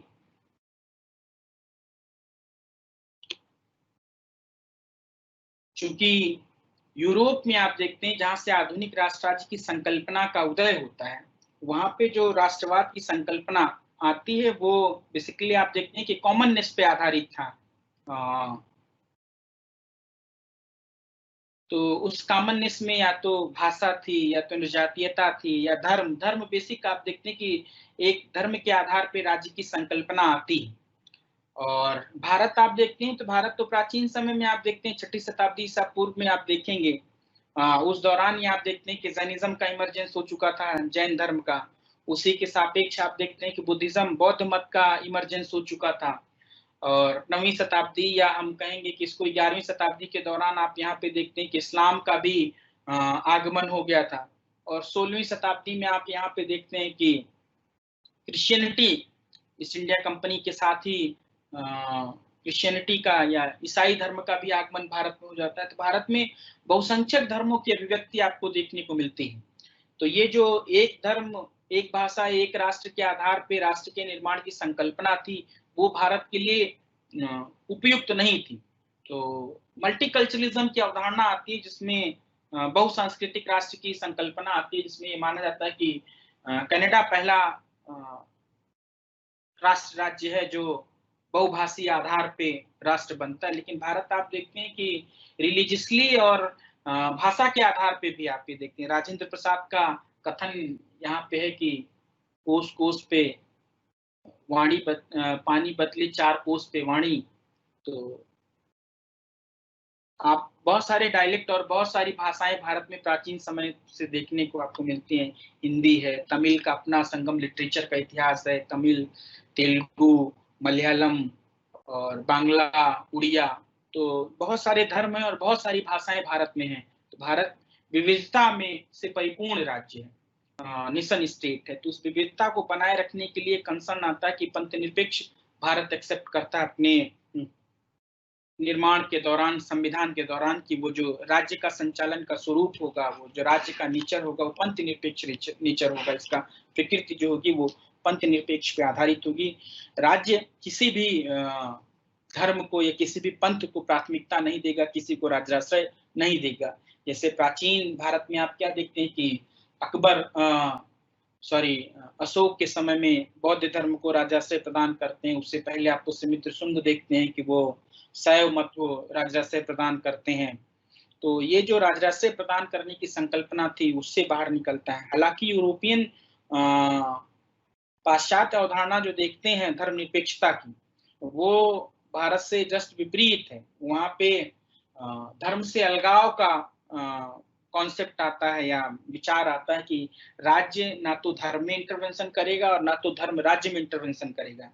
क्योंकि वहां पे आप ये देखते हैं कि अंधकार युग के दौरान जो धार्मिक सत्ता थी, उन्होंने राजनीतिक सत्ता को ओवरलैप कर लिया। उस पे एक तरीके से आप ये कहेंगे कि नियंत्रण कर लिया। चर्च का प्रभाव जो है राज्य पे बढ़ गया, पोप का प्रभाव जो है वो राजा के ऊपर हो गया। तो वहां पे अलगाव की अवधारणा आती है। भारत में ऐसा नहीं देखने को मिलता है कि राज्य का जो राज्य धर्म राज्य को प्राश्रय जरूर देता था, राज्य धर्म को प्राश्रय जरूर देता था, लेकिन कभी ऐसा नहीं था कि धर्म ओवरलैप कर जाए राज्य पे, जैसा यूरोप में देखने को मिलता है। तो भारत ने यहाँ पे पंथ निरपेक्षता की अवधारणा एक्सेप्ट की। क्योंकि बहुत सारे पंथ हैं, एक ही धर्म के भीतर आप देखेंगे तो बहुत सारे सेक्ट आपको देखने को मिलेंगे। जैसे हिंदू धर्म के भीतर आप देखेंगे तो शैव, भागवत, कबीर पंथी, ये तमाम आपको पंथ देखने को मिलेंगे। तो इनके सापेक्ष ये कहा गया कि राज्य सबसे इसको राजीव भार्गव उसूली फासले का सिद्धांत कहते हैं कि राज्य सारे पंथों से, सारे धर्मों से एक निश्चित डिस्टेंस तय करेगा, और अगर किसी को सहूलियत प्रदान करेगा तो सबको सहूलियत प्रदान करेगा। जिसके सापेक्ष आप ये देखते हैं कि अगर रामनवमी पे छुट्टी प्रदान की जाती है तो फिर मोहम्मद साहब के जन्मदिन पे भी छुट्टी होती है, प्रकाश उत्सव गुरु नानक देव के जन्मदिन पे भी छुट्टी होती है, 25 दिसंबर ईसा मसीह के जन्मदिन पे भी छुट्टी होती है। जो सरकारी सहूलियत होती है वो एक धर्म को या एक पंथ को न प्रदान करके या तो प्रदान ही नहीं किया जाता या सहूलियत प्रदान की जाती है तो सारे धर्मों और सारे पंथों को एक समान सहूलियत प्रदान की जाती है। तो ये बेसिकली बेसिक फीचर्स थे जिन पे ये संविधान मूलभूत रूप से टिका हुआ है। तो पहला आपने देखा संसदीय शासन व्यवस्था, दूसरा देखते हैं अधिकार की संकल्पना आती है जो स्वतंत्रता, समानता और बंधुत्व पे आधारित है, तीसरा विधि का शासन आता है, चौथा संघीय व्यवस्था आती है और पांचवा पंथ निरपेक्षता आता है। संघीय व्यवस्था में आप ये देखते हैं कि ये शक्ति के पृथक्करण पे आधारित है, शक्ति के विकेंद्रीकरण पे आधारित है कि राज्य 1935 में आप ये देखते हैं भारत शासन अधिनियम के दौरान 1937 में तमाम राज्यों को प्रांतीय स्वायत्तता मिल जाती है। तो उस आधार पे जब भारत स्वतंत्र होता है तो राज्य और संघ दो ये यूनिट बनते हैं और राज्यों को स्वतंत्रता दी जाती है कि कुछ संबंधों पे, कुछ विषयों पे वो अपना नियम कानून बना पाएंगे। और चूंकि जनसंख्या ज्यादा है तो लोगों को अपने अनुकूल नियम या कानून प्राप्त हो सके। इसी वजह से शक्ति का विकेंद्रीकरण किया जाता है ताकि ज्यादा से ज्यादा लोग राजनीतिक सहभागिता, लोकतंत्र में अपनी सहभागिता सुनिश्चित कर पाए। तो संघीय व्यवस्था आती है, उसमें आप ये देखते हैं, हालांकि आगे के यूनिट में भी आपको और विस्तार से पढ़ना होगा। तो राज्य और केंद्र में बांटा जाता है। राज्य के पास कुछ शक्तियां होती हैं और कुछ शक्तियां केंद्र के पास होती हैं। तो राज्य को इसलिए वजह से शक्तियां दी जाती हैं क्योंकि वहां से व्यक्ति ज्यादा जुड़ाव महसूस करता है। और चूंकि हर राज्य की, भारत देखने विविधतापूर्ण है, हर राज्य की अपनी अलग अलग कुछ आवश्यकताएं होती हैं। तो उन आवश्यकताओं का वो आवश्यकताएं पूरी हो पाए, इसके लिए जरूरी है कि राज्य जैसी व्यवस्था या शक्तियों का विकेंद्रीकरण हो पाए। उसके लिए भारत संघीय व्यवस्था एक्सेप्ट करता है जो बेसिक फीचर्स में आपको भारतीय संविधान के देखने को प्राप्त होता है। तो चलिए हम लोग फिर से अपने पॉइंट पे, टॉपिक पे आते हैं। तो हमने ये पहला सब टॉपिक देख लिया। दूसरे सब टॉपिक पे आते हैं। तो वो दूसरा जो शीर्षक है आपके इस सिलेबस का, बेसिकली वो लोकतंत्र के अनुभव की बात करता है कि जो प्राथमिक दशक, मतलब पहले शुरुआती दशकों में 1950 से 1960 और 1970 के दौरान आप देखते हैं कि लोकतंत्र का अनुभव कैसा रहा, कैसा था भारत के लिए। उस परिप्रेक्ष्य में आप जो आपके टॉपिक में दिया हुआ, सबसे पहले आप राजनीतिक दल देखते हैं कि राजनीतिक दलों का स्वरूप कैसा था या राजनीतिक दलों की अभिव्यक्ति भारत में कैसी रही। तो राजनीतिक दल देखते हैं तो राजनीतिक दल की आवश्यकता बेसिकली रिप्रेजेंटेटिव गवर्नमेंट में ही देखने को मिलती है। अगर जनप्रतिनिधि का शासन ना हो तो राजनीतिक दल की आवश्यकता नहीं होती। जनप्रतिनिधि के शासन में आप देखते हैं कि सरकार को चुनने के लिए, कार्यपालिका को चुनने के लिए हमको एक पॉलिटिकल पार्टी की आवश्यकता होती है। तो पॉलिटिकल पार्टी का जो निर्माण होता है वो 4 उसके प्रमुख फीचर्स हैं। जो मैक्सिमम पार्टियां आप पूरे विश्व में देखेंगे उसमें यही 4 बेसिक आधार होगा, आपको देखने को मिलेगा। तो I4 इसको प्रोफेसर सुनील चौधरी अपनी किताब में I4 नाम से इसको थियराइज करते हैं, जिसमें पहला आई का मतलब हो गया आइडियोलॉजी यानी विचारधारा। तो दलों का निर्माण विचारधारा के आधार पे होता है। आप विश्व में बहुत सारे दल देखेंगे कि जो विचारधारा के आधार पे जिनका निर्माण होता है, चाहे वो मार्क्सवादी विचारधारा हो या फिर साम्यवादी विचारधारा हो या फिर दूसरी तरफ आप देखेंगे उदारवादी विचारधारा या फिर नव उदारवादी विचारधारा, इस आधार पे पार्टियों का गठन होता है। और पूरे विश्व में बहुसंख्यक आधार जो आप देखेंगे पार्टियों के निर्माण का, वो विचारधारा ही आपको देखने को मिलता है। दूसरा आप इसमें देखेंगे आई का मतलब हो गया इंटरेस्ट यानी हित, हिंदी में जिसको कहते हैं। तो इंटरेस्ट के आधार पे भी पार्टियों का गठन होता है। भारत में अगर आप देखें तो पहचान आधारित, आइडेंटिटी बेस्ड जितनी भी पॉलिटिकल पार्टियां हैं उनको आप हित आधारित कह सकते हैं वो। और जो मैक्सिमम आइडेंटिटी बेस्ड पॉलिटिकल पार्टियां हैं, कंचन चंद्रा अपनी किताब व्हाई इथनिक पार्टी सक्सीड में लिखती हैं कि जो जाति आधारित पॉलिटिकल पार्टियां हैं आप उनको पहचान आधारित पॉलिटिकल पार्टियों के में फ्रेम कर सकते हैं। तो बहुजन समाज पार्टी, समाजवादी पार्टी, राष्ट्रीय जनता दल, जनता दल यूनाइटेड, ये तमाम जो पॉलिटिकल पार्टियां, इनको आप इंटरेस्ट बेस्ड पॉलिटिकल पार्टी या हित आधारित पॉलिटिकल पार्टी, राजनीतिक दल कह सकते हैं। इसके बाद आता है मुद्दा यानी इशू बेस्ड पॉलिटिकल पार्टी। तो भारत में आप आम आदमी पार्टी देखते हैं। आम आदमी party issue based political party है, जो इशू पे इसका इमरजेंस हुआ था। इंडिया अगेंस्ट करप्शन एक एनजीओ था, गैर सरकारी संगठन, उसके थ्रू अन्ना मूवमेंट होता है, अन्ना हजारे का आंदोलन दिल्ली में, और उसके थ्रू कंसर्न ये था कि भ्रष्टाचार मुक्त भारत। और जिस दिन भ्रष्टाचार खत्म हो गया, तो भ्रष्टाचार ही मुख्य मुद्दा इस पार्टी के गठन का, कि जिस दिन भ्रष्टाचार खत्म हो गया उस दिन पार्टी कोलैप्स कर जाएगी। लोकपाल और लोकायुक्त की मांग इसमें प्रमुख थी। अब हालांकि ये तो भविष्य इतिहास बताएगा कि कब भ्रष्टाचार खत्म होगा और कब ये interest based political party, sorry issue based political party collapse करेगी। और इसके बाद जो चौथा आधार देखते हैं वो व्यक्ति या इंडिविजुअल के आधार पे पॉलिटिकल पार्टियां आप देखते हैं। तो ये 4 बेसिक आधार हैं पॉलिटिकल पार्टी, राजनीतिक दलों के गठन का। भारत में आप देखेंगे पॉलिटिकल पार्टियां, तो कांग्रेस का गठन जो आप देखते हैं 1885 में जब कांग्रेस बना था, तो कांग्रेस का जो गठन का आधार था वो कभी ये नहीं रहा कि स्वतंत्र होने के बाद चुनाव लड़ना है या चुनाव नहीं लड़ना है। और स्वतंत्रता के बाद आप क्या देखते हैं कि गांधी और नेहरू में ये विवाद होता है। गांधी ये चाहते थे कि चूंकि स्वाधीनता संग्राम में कांग्रेस की भूमिका, और कांग्रेस ही कोलैप्स कर जाए स्वतंत्र भारत होने के बाद, और एक नई पॉलिटिकल पार्टी का गठन हो जो नए सिरे से चुनाव लड़े। वहीं नेहरू चाहते थे कि चूंकि कांग्रेस इतने लंबे समय तक उसको राजनीतिक अनुभव है, तो वो भी चुनाव में पार्टिसिपेट करे।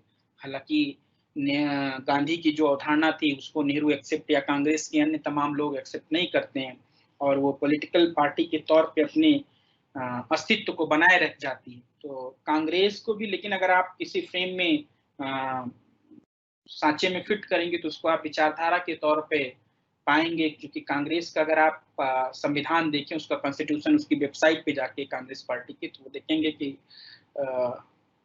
लेफ्ट ओरिएंटेड पॉलिटिकल पार्टी के तौर पे आपको देखने को मिलेगी, जिसका झुकाव समाजवादी मूल्यों की तरफ आपको देखने को मिलता है। और इसके सापेक्ष आपको बहुत सारी पॉलिटिकल पार्टियां मिलेंगी, बीजेपी हैं और बहुत सी पॉलिटिकल पार्टी हैं कि जो विचारधारा के आधार पे गठन होता है जिनका।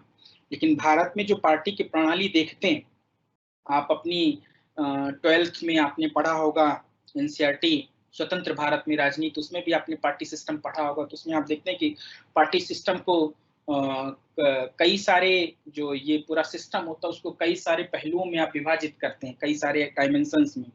एक उसमें आता है एक दलीय प्रणाली, दूसरा आता है एक दलीय प्रभुत्व प्रणाली, तीसरा आता है द्विदलीय प्रणाली, चौथा आता है द्विदलीय प्रभुत्व प्रणाली, पांचवा उसमें आता है सर्वदलीय या बहुदलीय प्रणाली।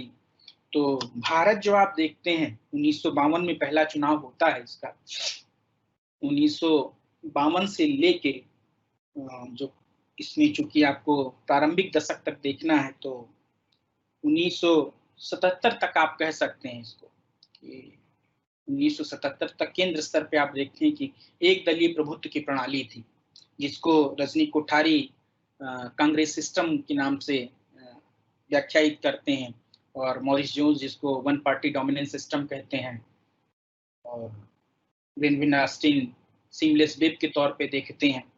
तो कांग्रेस सिस्टम के थ्रू या जो ये अवधारणा आती है वन पार्टी डोमिनेंस सिस्टम, इसका कंसर्न ये था कि रजनी कोठारी अपनी किताब भारत की राजनीति में लिखते हैं कि चूंकि पार्टी में या वोटिंग पैटर्न आप देखते हैं कि मतदान का जो स्वरूप होता है या मतदान जिस आधार पे देते हैं, या तो जाति के आधार पे होता है या तो क्लास डिवीजन के आधार पे होता है।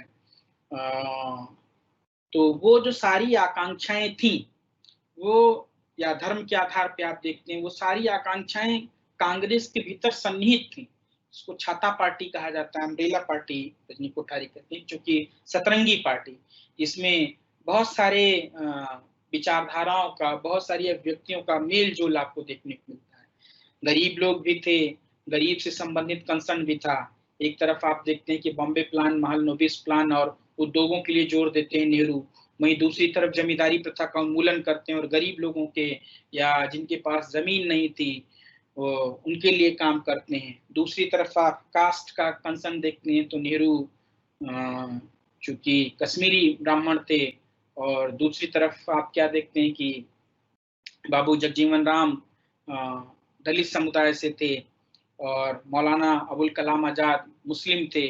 तो धर्म का भी, तमाम धर्मों का भी इसमें आपको लोग देखने को मिलते हैं, और जो अपने धर्म के लोगों की आकांक्षाओं को रिप्रेजेंट करते हैं। तमाम जाति के लोग आपको कांग्रेस के भीतर देखने को मिलते हैं, जो माना जाता है कि अपनी जातिगत आकांक्षाओं को वो रिप्रेजेंट करते हैं, या जातिगत संबंधित जो उनकी स्पेसिफिक समस्याएं उनको भी पार्टी के विदिन रखते हैं।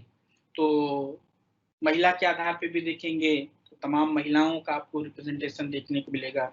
सरकार में भी देखेंगे राजकुमारी अमृत कौर सरकार में मंत्री के पद पे थी, तो महिलाओं का भी रिप्रेजेंटेशन आपको देखने को मिलता है। तो कांग्रेस सर्वांगीण भारत का एक तरीके से आप कह सकते हैं कि रिप्रेजेंट करता था, जिसकी वजह से उसको चुनावी सफलता निरंतर मिलती रहती थी और बार बार वही चुनाव जीतती थी। राज्यों में भी यही आप देखते हैं। केरल में हालांकि देखते हैं कि 57 में पहली बार गैर कांग्रेसी सरकार बनती है, और विश्व का इतिहास है कि पहली मार्क्सवादी निर्वाचित सरकार बनती है केरल में। और 67 के बाद हालांकि इसमें आप देखते हैं कि राज्यों में धीरे धीरे कांग्रेस का जो प्रभुत्व था वो घटना शुरू हो जाता है। लेकिन केंद्र में आप क्या देखेंगे कि निर्विवाद तौर पे कांग्रेस एक दल के तौर पे बनी हुई थी, जिसको बार बार चुनावी सफलता मिलती थी, बहुमत वही प्राप्त कर पाती थी, और दूसरी जो पॉलिटिकल पार्टियां थी वो बहुत कम उनको सीटें प्राप्त होती थी, वो बहुमत से बहुत दूर होती थी। तो इस संदर्भ में इसको कांग्रेस प्रणाली के तौर पे व्याख्यायित किया जाता है। उस समय बहुत सारे पार्टियां थी। जब पहला चुनाव देखेंगे तो 14 राष्ट्रीय दल आपको देखने को मिलते हैं। आज के समय में देखेंगे तो राष्ट्रीय दलों की संख्या घट गई है। अब आज आपको 8 राष्ट्रीय दल देखने को मिलते हैं। तो जनसंघ उसके सापेक्ष था, 52 से देखते हैं आप उसको, और बाद में जनसंघ से जनता पार्टी का गठन होता है, जो पहली गैर कांग्रेसी सरकार 1977 में बनती है। 75 में जब इंदिरा गांधी आपातकाल की घोषणा कर देती है, आगे आपको वो भी पढ़ना है इसी टॉपिक में, इसी पेपर में आपको। तो आपातकाल की घोषणा में बहुत सारे जो हमारी स्वतंत्रता, समानता, बंधुत्व, स्वतंत्रता और समानता की अवधारणा थी, जो मूलभूत बहुत सारे मौलिक अधिकार हमारे सस्पेंड कर दिए गए। तो उस परिप्रेक्ष्य में बात आती है कि राज्य का जो स्वरूप था वो कोर्सिव हो गया, दमनात्मक, और उसमें उस परिप्रेक्ष्य में देखते हैं कि जब चुनाव होता है 77 में, इमरजेंसी हटाती है इंदिरा गांधी और 77 का चुनाव होता है, तो जनता पार्टी यूनाइट होती है और तमाम जो क्षेत्रीय दल थे वो मिलकर जनता पार्टी बनाते हैं और जनता पार्टी चुनाव जीत के आती है और गैर कांग्रेसी सरकार बनाती है। तो लेकिन वो भी देखते हैं कि 2 साल बाद कोलैप्स कर जाती है और वहां से फिर भाजपा, भारतीय जनता पार्टी का गठन होता है। और आज की राजनीति में, आज की राष्ट्रीय राजनीति में देखेंगे तो भाजपा और कांग्रेस, ये दोनों आपको देखने को मिलते हैं कि व्यापक स्तर पे जो केंद्र सरकार में राज्य की सरकार बनाने की अवधारणा आती है, वो इन्हीं दोनों दलों के पास सिमटती हुई नजर आती है। हालांकि 14 के बाद, 89 से लेकर 14 तक गठबंधन सरकार का दौर था। 14 के बाद 2 बार लगातार भारतीय जनता पार्टी चुनाव जीत ली और दोनों बार पहले से ज्यादा उसको 282 2014 में सीटें मिली उसको, और 303 उसको 2019 में मिली। तो निरंतर एक ये परिवर्तन आपको देखने को मिल रहा है कि प्रभुत्व प्रणाली फिर से आपको एक बार राष्ट्रीय राजनीति में देखने को मिल रही है कि भाजपा, हालांकि उसका जो स्वरूप था वो कांग्रेस के पास न जाती हुई भाजपा के पास जाती हुई आपको देखने को मिलता है। तो एक दलीय प्रभुत्व प्रणाली की अवधारणा आप देखते हैं भारतीय राजनीति में, और कहीं न कहीं ऐसा महसूस होता है कि दोबारा रीगेन कर रहा है भारतीय राजनीति में, और ये कांग्रेस प्रणाली ये भाजपा प्रणाली के तौर पे बदलती हुई दिखाई देती है। इसके बाद आप इसमें आगे बढ़ते हैं तो संघीय प्रतिरूप की बात आती है कि भारत का संघीय ढांचा कैसे है। तो संघवाद में बेसिकली क्या देखते हैं कि वो शक्तियों के विकेंद्रीकरण पे आधारित है। जो शक्तियां हैं वो बांटी जाती हैं, राज्य के पास कुछ शक्तियां होती हैं और कुछ शक्तियां केंद्र के पास होती हैं। शक्तियां कैसी बांटी जाएंगी, इसके लिए सूचियां बनती हैं, संघ सूची, राज्य सूची और समवर्ती सूची। ये 3 सूचियां निकल के आती हैं शक्ति के विकेंद्रीकरण में। संघ सूची पे नियम और कानून बनाने का जो अधिकारिता होती है वो संघ के पास होती है। राज्य सूची में जो सब्जेक्ट मैटर होते हैं उस पे नियम और कानून बनाने की अधिकारिता राज्य के पास होती है। समवर्ती सूची में जो विषय होते हैं उसमें संघ और राज्य दोनों को कानून बनाने का अधिकार होता है। लेकिन अगर संघ ने, राज्य ने बनाया है तो उसके ऊपर अगर संघ बनाता है तो संघ का नियम फॉलो अप होगा। लेकिन इसमें एक ये भी प्रोविजन है कि अगर राज्य बनाता है कानून समवर्ती सूची पे और राष्ट्रपति से अनुमोदन हो जाता है उस कानून का, तो उस पे फिर संघ कानून नहीं बना सकता है। तो इस तरीके से आप ये देखेंगे कि संघीय प्रतिरूप के भीतर की शक्तियों का बंटवारा होता है और राज्य अपने लिए कुछ स्पेसिफिक काम करता है और संघ जो है व्यापक पैमाने पे जो राज्य की आवश्यकता से परे चीजें होती हैं या जिनमें राज्य का हस्तक्षेप नहीं होता है उनको संचालित करने की कोशिश करता है। जैसे आप रक्षा, संचार, विदेश, ये तमाम आप सब्जेक्ट मैटर देखते हैं जो संघ सरकार संचालित करती है। तो वहीं राज्य कुछ स्पेसिफिक विषयों पे नियम और कानून बनाता है। चूंकि आप भौगोलिक और भाषाई तमाम विविधताएं भारत में देखते हैं, जिसके आधार पे क्या देखते हैं कि अगर एक कोई संसदीय व्यवस्था ही रही और संघीय व्यवस्था ना हुई, एकात्मक व्यवस्था हुई, तो सारे लोगों के आकांक्षाओं की प्रतिपूर्ति नहीं हो सकती। साउथ, नॉर्थ ईस्ट के स्टेट देखेंगे तो उनकी आवश्यकताएं कुछ दूसरी हैं। दक्षिण भारत के राज्य देखेंगे उनकी आवश्यकताएं कुछ दूसरी हैं। उत्तर भारत का राज्य देखेंगे उनकी आवश्यकताएं कुछ दूसरी हैं। तो स्टेट अगर शक्तियों का विकेंद्रीकरण हो जाता है तो उसमें राज्यों के पास शक्तियां आ जाती हैं मूलभूत, तो वो अपने राज्य के लोगों की आकांक्षाओं से संबंधित नियम और कानून बना पाती हैं। तो इससे लोकतंत्र में सहभागिता और लोगों की आकांक्षाओं का लोगों की आकांक्षाओं पे नीतियों का या पॉलिसीज का निर्माण बहुत बेहतर तरीके से आपको देखने को मिलता है। इसके बाद इसमें आप आगे बढ़ेंगे तो राज्य की मांग आप देखते हैं कि इसमें बढ़ना शुरू हो जाता है। जब भारत स्वतंत्र हो जाता है, स्वतंत्रता के बाद आप ये देखते हैं कि रीजनल एस्पिरेशन बहुत बढ़ना शुरू हो जाता है। उसका कारण आप ये देखते हैं कि स्वाधीनता के दौरान जब 1942 में भारत छोड़ो आंदोलन देखते हैं, तो उसी के दौरान मुस्लिम लीग द्वारा पाकिस्तान की मांग भी तेज हो जाती है। 2 नेशन थ्योरी आती है। हालांकि इसका जो आप वो देखेंगे सैद्धांतिक जो इसके पितामह वो इकबाल थे। जब इकबाल तारानाए हिंद 1905 में लिखते हैं, उसके बाद 1910 में उनका पूरा सिनेरियो चेंज हो जाता है और वो तारानाए मिल्ली लिखते हैं और उसमें मुस्लिम फंडामेंटलिज्म और मुस्लिम राष्ट्र की तरफ आगे बढ़ते हैं। हालांकि इसका उनका इकबाल का ये नोशन जिन्ना तब आगे नहीं बढ़ाते हैं। 38 में जब इकबाल की डेथ हो जाती है तो इस 2 नेशन थियरी को आगे मुस्लिम लीग के थ्रू जिन्ना बढ़ाते हैं और रहमत अली 40 में इसको नाम दे देते हैं पाकिस्तान। और इस दूसरे जो नेशन जो होगा जो मुस्लिम माइनॉरिटी को रिप्रेजेंट करेगा। तो वहां से क्या देखते हैं कि भाषाई और धार्मिक आधार, तो भाषा के धर्म के आधार के सापेक्ष भाषा की पहचान भी उदित होना शुरू हो जाती है। और भारत में जब भारत स्वतंत्र हो जाता है, पाकिस्तान का भी अलग निर्माण हो जाता है, तो रीजनल एस्पिरेशन बढ़ना शुरू हो जाता है। तो उस रीजनल एस्पिरेशन में धर्म के सापेक्ष आप भाषा को भी एक व्यापक पैमाना देखते हैं कि उसके आधार पे कवायद शुरू हो जाती है।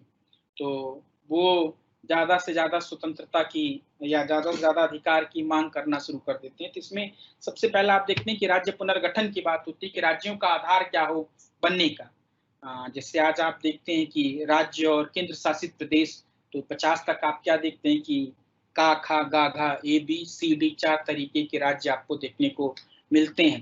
तो 56 में जब फजल अली कमेटी बनती है तो 2 तरीके के राज्यों की अवधारणा आ जाती है और ये 4 वाला कॉन्सेप्ट डिमोलिश कर दिया जाता है। तो 1956 में फजल अली से पहले आप क्या देखते हैं कई सारी कमेटियां गठित हुई और सबने राज्य के आधार पे, भाषा के आधार पे राज्यों के गठन को अस्वीकार कर दिया, क्योंकि सबको ये महसूस होता था, जो भी कमेटी बनती थी उसके जो मेंबर होते थे, तो उनको ये लगता था कि अगर भाषा के आधार पे राज्यों का गठन होगा तो उनमें धीरे धीरे अलगाववाद उससे उत्पन्न होगा। और अभी राज्य की मांग कर रहे हैं और धीरे धीरे हो सकता है वो नेशन स्टेट की मांग करना शुरू कर दें। तो उससे निजात पाने के लिए या उस परिस्थिति से मुकाबला करने के लिए ये हुआ कि भाषा के आधार पर राज्य का गठन नहीं करेंगे। लेकिन 1956 में हम देखते हैं कि पोट्टी श्री राम लुलू जो मद्रास तब था, मद्रास का विभाजन नहीं हुआ था, तो वो तेलुगु जबान वालों के लिए एक अलग राज्य चाहते थे, जिसपे फिर मद्रास का बंटवारा हुआ। उनकी डेथ हो जाती है। डेथ होने के बाद तमाम हिंसात्मक गतिविधियां होती हैं, उससे निजात पाने के लिए अंततः फजल अली कमेटी राज्य पुनर्गठन आयोग जो बनता है वो एक्सेप्ट करता है और भाषा के आधार पर राज्यों का पुनर्गठन होता है और आंध्र प्रदेश पहला राज्य बनता है। मद्रास में आप देखते हैं कि तमिलनाडु तमिल भाषी लोगों का राज्य बनता है और आंध्र प्रदेश तेलुगु भाषी लोगों का राज्य बनता है। तो भाषाई अस्मिता के आधार पर राज्यों का गठन शुरू होता है, जो आप हरियाणा, पंजाब, हिमाचल प्रदेश और फिर गुजरात और महाराष्ट्र का विभाजन आप देखते हैं। ऐसे देखने कि इसमें निरंतर भाषा के आधार पर विभाजन आपको देखने को मिलता है। तो जो स्वतंत्रता के दौरान 14 राज्य आपको देखने को मिलते हैं, आज आप देखते हैं तो उनकी संकल्पना जस्ट दोगुनी देखने को मिलती है। तो भाषा के आधार पे राज्यों का गठन शुरू हो जाता है। और हालांकि जो कयास लगाया जा रहा था कि भाषा के आधार पर राज्यों का गठन नहीं होना चाहिए, भाषा के आधार पर अगर होगा तो वो उनमें क्षेत्रीय आकांक्षाएं और ज्यादा बढ़ेंगी, वैसा देखने को नहीं मिला राज्य भाषाओं के आधार पर राज्य के गठन के बावजूद आज तक कि कोई राज्य ऐसा हो जिसने भाषा के आधार पर राज्य का गठन कर लिया और बाद में फिर वो मांग करता हो कि नहीं वो अब नेशन स्टेट चाहता है वो, या भारत से अलग होना चाहता, अपनी स्वतंत्र पहचान चाहता।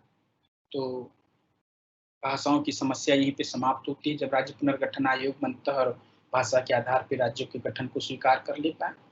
इसके आगे आप बढ़ते हैं अपने सिलेबस में तो विकासवादी राज्य की अवधारणा आती है कि राज्य डेवलपमेंट के लिए या मानवीय जीवन के विकास के लिए कौन कौन से काम करता है। क्योंकि राज्य की उत्पत्ति ही आप देखेंगे, चाहे वो दैवीय उत्पत्ति का सिद्धांत आप देखें या फिर सामाजिक संविदा का सिद्धांत देखें या फिर राज्य का विकासवादी सिद्धांत देखें, सब में ये कंसर्न आता कि राज्य जो है वो व्यक्तियों की मूलभूत आवश्यकताओं की पूर्ति उसका प्राथमिक उद्देश्य है राज्य का। तो भारत में आता है कि ये कैसे करेंगे काम, लोगों की आवश्यकताओं की पूर्ति कैसे हो। जो समस्याएं थी ब्रिटिश उपनिवेश के दौरान, जो समस्याएं पैदा की गई भारतीय लोगों के सापेक्ष, उससे कैसे निपटा जाए। तो इसके लिए जो स्ट्रक्चर आप देखते हैं वो भी हमने आपको बताया कि मिश्रित अर्थव्यवस्था भारत एक्सेप्ट करता है और भूमि सुधार से संबंधित जो है बहुत सारे प्रयास करता है भारत। उसके लिए आप ये देखते हैं कि उसका जो कवायद शुरू होती है, चूंकि 36 में नेहरू जाते हैं यूएसएसआर की जो आर्थिक व्यवस्था थी वो तो नेहरू को बहुत प्रभावित करती है। तो नेहरू मिश्रित अर्थव्यवस्था स्वीकार करते हैं भारत की राजनीतिक अर्थव्यवस्था के लिए और उसके सापेक्ष नियोजित अर्थव्यवस्था लाते हैं, प्लान्ड इकोनॉमी। और प्लान्ड इकोनॉमी के लिए देखते हैं कि योजना आयोग का गठन होता है 1952 में और योजना आयोग पंचवर्षीय योजना का निर्माण करती है जो कि जो प्राथमिक आवश्यकताएं थी उनको ध्यान में रखते हुए कुछ नियम और कानून उनके लिए कुछ पॉलिसीज बनाती है और हर 5 साल पे ये तय किया जाता है, ये उसका परिणाम देखा जाता है कि जो हम लक्ष्य लेके चले थे उसके अनुकूल ये पॉलिसीज हमको परिणाम दे पाए कि नहीं दे पाए। अगर परिणाम नहीं दे पाए तो उसमें परिवर्तन किया जाता है, दूसरे लक्ष्य निर्धारित किए जाते हैं। इसी के सापेक्ष राष्ट्रीय विकास परिषद का भी गठन होता है 1952 में और ये जो एनडीसी नेशनल डेवलपमेंट काउंसिल होती है ये भी विकास के लिए पॉलिसीज बनाने का काम करती है। तो पंचवर्षीय योजना और राष्ट्रीय विकास परिषद योजना आयोग के थ्रू तमाम विकास से संबंधित योजनाएं बनाई जाती हैं। थिंक टैंक का काम करता है कि जो कार्यपालिका को सलाह देता है कि आप इस तरीके की पॉलिसी बनाएं तो जो समस्याएं हैं उनका समाधान हो पाएगा और भारत विकास के पथ पे अग्रसर हो पाएगा। तो इसमें इसके अलावा आप ये देखते हैं कि सबसे जटिल जो समस्या थी, भी हमने आपको बताया था कि मैक्सिमम लोग भारत में जो थे वो किसान थे, तो भूमि से संबंधित समस्याएं बहुत थी। और भारत में अगर आप ये आजादी का स्वाधीनता मूवमेंट का पूरा सिनेरियो देखें, इसके आप ऐतिहासिक रूप से इसका मूल्यांकन करें तो क्या देखेंगे कि मैक्सिमम जो आंदोलन थे वो कृषि समस्याओं पे आधारित थी। कांग्रेस इसको एकीकृत करती है, राजनीतिक स्वरूप इसको देती है और लोगों को मोबिलाइज करती है ब्रिटिश हुकूमत के खिलाफ। लेकिन जो बेसिक कंसर्न था इसमें वो देखते हैं कि एग्रीकल्चर आपको देखने को मिलेगा। तो कृषि से संबंधित जो समस्याएं थी वो सबसे बड़ा मुद्दा था ब्रिटिश हुकूमत के लिए भी और भारतीय राज्य के लिए भी, स्वतंत्र भारत के लिए भी। और इस कृषि से संबंधित मुद्दे को निपटारे के लिए भूमि सुधार की आवश्यकता सबसे पहले प्रतीत होती थी। तो उसके लिए आप देखते हैं कि जवाहरलाल नेहरू पहला संविधान संशोधन लाते हैं, कांग्रेस की जो सरकार थी, और वो जमींदारी प्रथा का उन्मूलन करती है और इसी के साथ साथ चकबंदी लाती है ताकि जो भूमिहीन किसान हैं उनको भी मालिकाना हक प्राप्त हो सके। और इसके अलावा आप ये देखते हैं कि पहला पंचवर्षीय योजना जो आता है वो कृषि आधारित था, कृषि पे जोर देता है। सिंचाई के नवीन साधनों की व्यवस्था की जाती है, नए नए नहर बनते हैं ताकि सिंचाई लोगों को पानी पहुंचाया जाए सिंचाई के लिए। क्योंकि आप किसान की जो समस्याएं देखते हैं, आप लोग समय हो तो इसमें लगान फिल्म देखिएगा और इससे को रिलेट कीजिएगा। तो इसमें आप ये देखते हैं कि जो कृषि समस्या आती है उसका मेन कारण ये है कि या तो बाढ़ की समस्या आ जाती है या तो सूखे की समस्या आ जाती है। अगर आप उत्तर प्रदेश का देखें तो बुंदेलखंड और बघेलखंड, गुजरात में देखें तो कच्छ और सौराष्ट्र, और महाराष्ट्र में देखें विदर्भ, ये तमाम ऐसे क्षेत्र हैं जहाँ पे सिंचाई की समस्या बहुत है। अगर यहाँ पे पानी की उपलब्धता हो तो उत्पादन और बढ़ सकता है। तो ये जो पानी की समस्या थी, और या फिर बिहार में आप देखिए कोसी नदी का प्रवाह कि वहाँ पे पानी बढ़ जाता है, बाढ़ के दौरान बहुत सारे खेत नष्ट हो जाते हैं। तो इन समस्याओं से निजात के लिए सरकार ने प्रयास करना शुरू किया, और सूखे की समस्या से निपटने के लिए या पानी सुनिश्चित सिंचाई की व्यवस्था के लिए सरकार जो है वो नहरों की व्यवस्था शुरू करती है और नए नवीन नहर की स्थापना करना शुरू कर देती है। इसके बाद आप ये भूमि सुधार में देखेंगे तो आपको कई सारी चीजें और देखने को मिलेंगी। इसमें दूसरा जो आपका लार्जर टॉपिक आता है वो भूमि सुधार का आता है।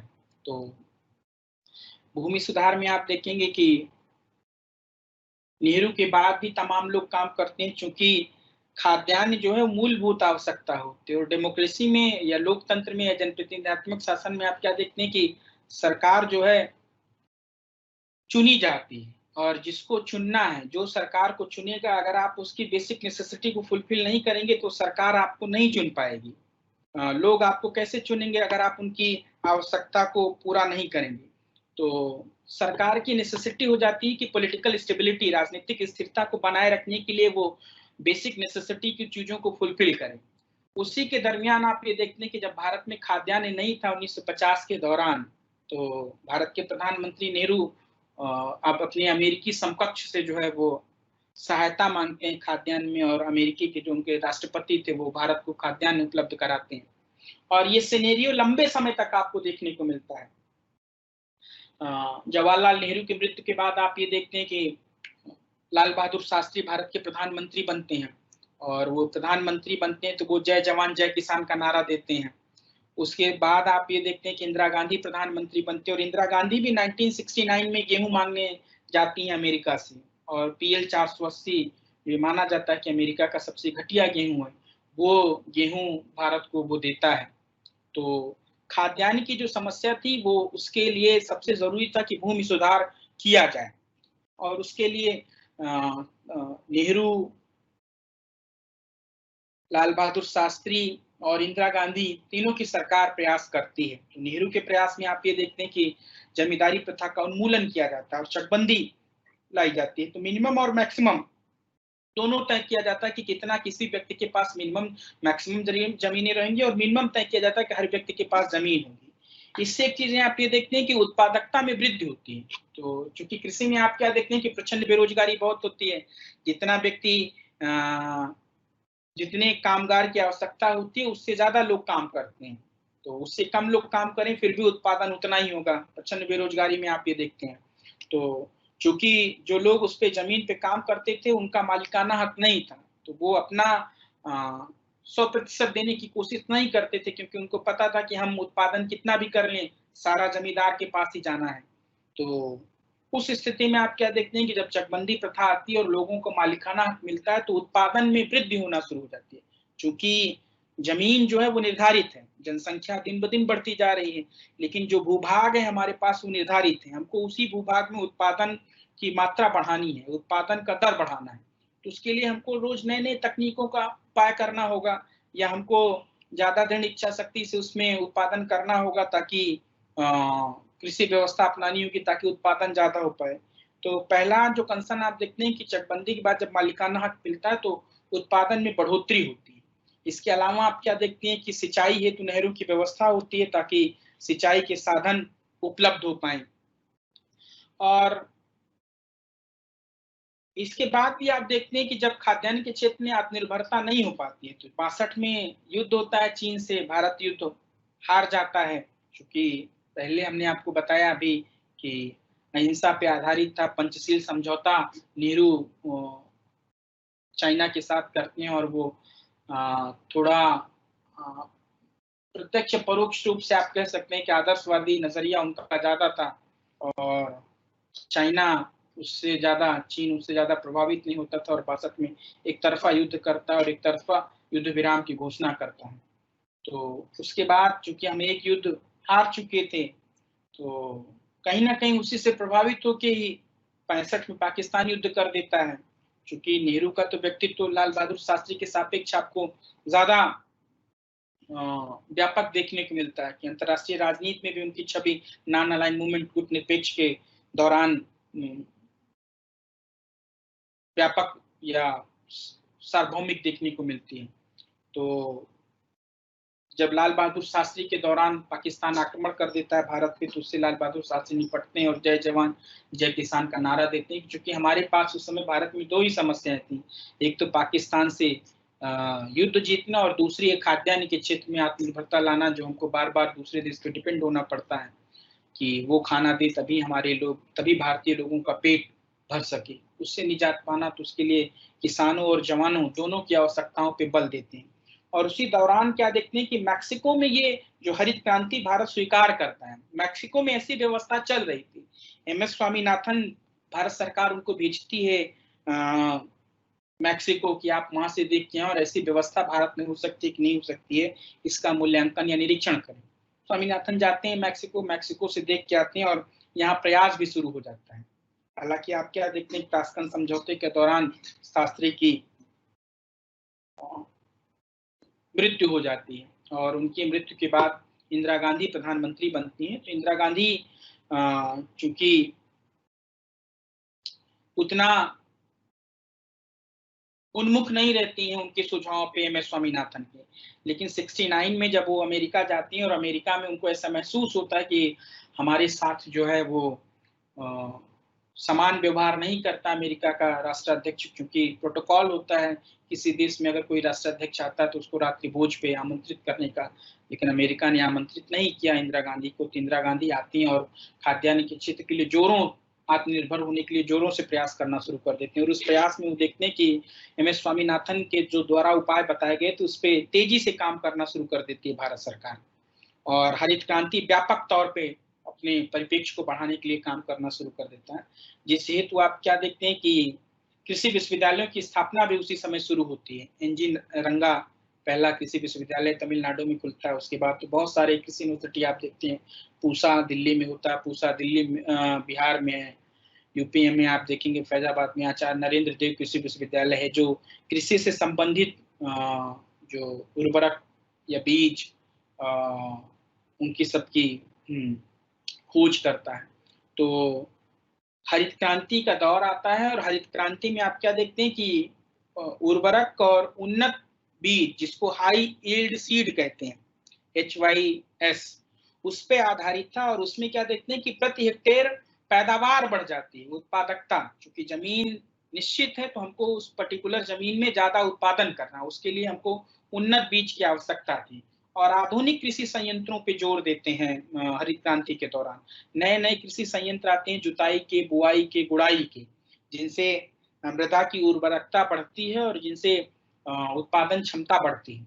तो हाई यील्ड सीड या उर्वरक फर्टिलाइजर जो थे या आधुनिक कृषि संयंत्र थे, इनके लिए भी हमारी डिपेंडेंसी विदेशी राष्ट्रों पे थी। स्पेसिफिकली आप अमेरिका देखते हैं तो अमेरिका पे डिपेंडेंसी ज्यादा थी। तो ये अमेरिका से हमारी डिपेंडेंसी कम हो, इसके लिए कृषि विश्वविद्यालय की स्थापना होती ताकि जो उन्नत बीज हैं वो भारत में ही निर्माण हो सके। और उर्वरक के लिए तमाम PPP मॉडल पे आप देखते हैं कि फैक्ट्रियों की स्थापना होती है। इफ्को आता है, इफ्को यूरिया, पोटास, डाई सब्सिडाइज बनाता है और सरकार उसको सब्सिडाइज रेट पे बेचती है। कृषि संयंत्रों की तमाम फैक्ट्रियां स्थापित होती हैं। इसके अलावा आप ये देखते हैं कि इस भूमि सुधार के लिए सिंचाई में पर्याप्त व्यवस्था नहीं थी नहरों द्वारा। तो उसके लिए आप ये देखते हैं कि एक स्पेसिफिक डिपार्टमेंट की स्थापना होती है। प्रत्येक राज्य में आप देखेंगे एक नलकूप विभाग होता है और नलकूप विभाग के द्वारा आप क्या देखते हैं कि सरकारी ट्यूबवेल से सिंचाई की व्यवस्था होती है। क्योंकि इससे पहले आप क्या देखते हैं कि भारत में जो किसान हैं वो छोटे जोत वाले किसानों की संख्या सर्वाधिक है, उनके पास इतना पैसा नहीं हो पाता कि ट्यूबवेल लगा पाए। तो इस स्थिति में क्या देखते हैं कि सरकारी ट्यूबवेल, सरकार जो होती है वो ग्राम पंचायत की सरकारी भूमि पे एक ट्यूबवेल लगाती है और ट्यूबवेल से सिंचाई के जुताई और बुआई के दौरान ट्यूबवेल जो है वो सबको पानी पहुंचाता है खेतों में। तो नलकूप विभाग की स्थापना होती है जो इस सिंचाई की समस्या को व्यापक स्तर पर हल करने के लिए एक प्रयास, सार्थक प्रयास आप कह सकते हैं कि सरकार द्वारा किया गया था।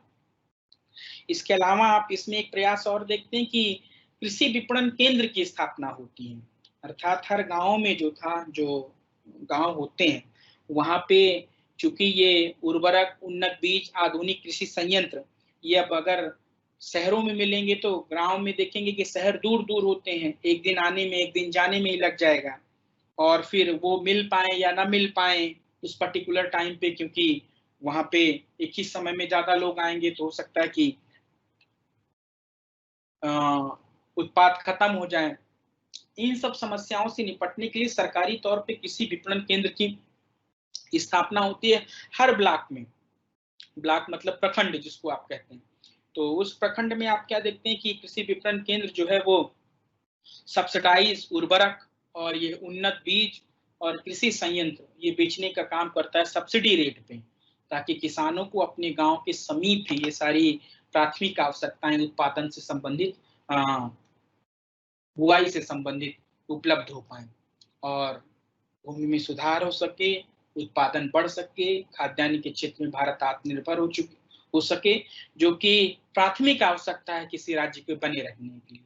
राजनीतिक स्थिरता के लिए आवश्यक है कि अगर आप अपने अवाम का, अपने जनमानस का, बहुसंख्यक जनमानस का अगर पेट आप नहीं भर पाएंगे और उनको भोजन नहीं उपलब्ध करा पाएंगे तो जाहिर सी बात है कि घरेलू हिंसा उत्पन्न होगी और घरेलू हिंसा में फिर राजनीतिक स्थिरता नहीं रह पाती। स्टेट का नेचर अगर उस घरेलू हिंसा से निपटने में वो दमन का प्रयोग करता है तो स्टेट का नेचर जो है वो दमनात्मक हो जाएगा। हो सकता है कि स्थिति में सत्ता परिवर्तन हो जाए या सत्ता पे कुछ अन्य लोग काबिज हो जाएं। और यही कारण देखते हैं कि भारत जो इसके लिए तमाम सार्थक प्रयास करता है और सार्थक प्रयासों का परिणाम भी आप इसको सार्थक देख सकते हैं। और इसके सापेक्ष जो अन्य देश आजाद हुए थे, पाकिस्तान देख लें, बांग्लादेश देख लें, नेपाल देख लें, श्रीलंका देख लें या म्यांमार देख लें, वहां पे क्या देखते हैं कि इन जो बेसिक नेसेसिटी की आवश्यकताएं थी उसको स्टेट टेकल नहीं कर पाए, उसकी समस्याओं से स्टेट निजात नहीं दिला पाया। यही कारण है कि वहां पे राजनीतिक अस्थिरता उत्पन्न हो गई और लोकतंत्र वहां पे जिस तरीके से भारत में आप स्थिर लोकतंत्र देखते हैं उस स्थिर लोकतंत्र का स्वरूप आपको वहां पे देखने को नहीं मिलता है। और भारत में आप ये देखते हैं कि कम से कम आप ये कह सकते हैं कि जो प्रक्रियात्मक लोकतंत्र की अवधारणा है भारत उसको पूरी तरीके से संपुष्ट करता है। लेकिन साउथ एशिया के अन्य देशों में देखेंगे जो भारत के सापेक्ष स्वतंत्र होते हैं वो उस प्रक्रियात्मक लोकतंत्र, तात्विक की तो बात ही छोड़ें, उस प्रक्रियात्मक लोकतंत्र की अवधारणा को भी ठीक तरीके से संपुष्ट नहीं कर पाते हैं। वहां पे आप ये देखते हैं कि राजनीतिक उथल पुथल आपको ज्यादा देखने को मिलती है। उसका बहुत बड़ा कारण है कि जो वो सारे देश लगभग वो उपनिवेशों से आजाद हुए थे, उपनिवेश से स्वतंत्र हुए थे, लेकिन उसके बाद वो अपनी आम जनमानस की मूलभूत आवश्यकताओं को पूरी करने में असफल रहे, जिसका कारण आप ये देखते हैं कि वहां पे राजनीतिक स्थिरता का आगमन होता है। तो ये बेसिक फीचर्स आप इसमें देखते हैं भूमि सुधार के तौर पे। भूमि सुधार में इसके अलावा आप और ये देखेंगे कि चूंकि आप 52 में या 51 में आप देखते हैं, 52 से पहले ही पहली सरकार बनने से पहले ही आप देखते हैं कि जब अंतरिम सरकार का शासन था तभी ये पहला संविधान संशोधन आता है और जमींदारी प्रथा का उन्मूलन हो जाता है। जमींदारी प्रथा के उन्मूलन के बाद चकबंदी करके लोगों को जमीनें तो दे दी जाती हैं, लेकिन उनके पास इतना भी पैसा नहीं था कि वो बुआई के लिए या जुताई के लिए जो न्यूनतम चीजें चाहिए वो अपने पैसे से खरीद पाएं। तो वो समस्या, वो सबसे बड़ी व्यापक समस्या हो गई। इससे पहले आप इस समय के तमाम फिल्में जो देखेंगे वो इसको रिप्रेजेंट करते हैं। जैसे इससे पहले आप क्या देखेंगे, जमींदारों का जोर था, अब जमींदारों के जोर के बाद साहूकारों का जोर आपको देखने को मिला, जो जुताई और बुआई के लिए आवश्यक साधनों के लिए पैसा लोगों को, किसानों को, जो ये छोटे खेतिहर, छोटे जोत वाले किसान थे जिनको अभी चकबंदी से जमीन मिली थी, उनको पैसा देते थे और वो बेचारे अगर सिंचाई के अभाव में या फिर सूखा और या फिर ओलावृष्टि या फिर बाढ़ के कारण अगर वो अपना फसल उत्पादन नहीं कर पाए, तो धीरे धीरे ब्याज लगाते वो जो साहूकार थे गांव के, वो उनकी जमीन पे कब्जा कर लेते थे और इतना पैसा उन पे आरोपित कर देते थे कि वो जमीन का मालिकाना हक अपने साथ ले लेते थे। तो बेचारा जो नया कृषक था, जिसके पास चकबंदी के दौरान नई नई जमीन मालिकाना हक आई थी, वो अपना मालिकाना हक बहुत जल्दी खो देता है। तो इस समस्या से निपटान के लिए भी देखते हैं कि भारत सरकार तमाम प्रयास करती है। हालांकि इसके लिए आप देखते हैं कि तब भारत में सामाजिक आंदोलन या सिविल सोसाइटी की भूमिका इतनी मजबूत नहीं थी। और तब का हिंदी सिनेमा आप देखते हैं 50 से लेके बेसिकली 70 तक आप कह सकते हैं कि वो सिविल सोसाइटी या फिर सामाजिक आंदोलन की भूमिका में था, जो इन सामाजिक समस्याओं को रिप्रेजेंट करता था लार्जर पैमाने पे, और सरकार को आगाह करता था कि इन समस्याओं को सरकार जो है टेकल करे, अन्यथा परिस्थितियां गंभीर हो सकती हैं। और आप इसमें उपकार, रोटी कपड़ा और मकान और मदर इंडिया, तमाम पिक्चर देखते हैं, तमाम फिल्में, हिंदी सिनेमा की फिल्में देखते हैं जो इन समस्याओं को दर्शाती हैं बड़े पैमाने पर, और जिससे सरकार नसीहत लेती है।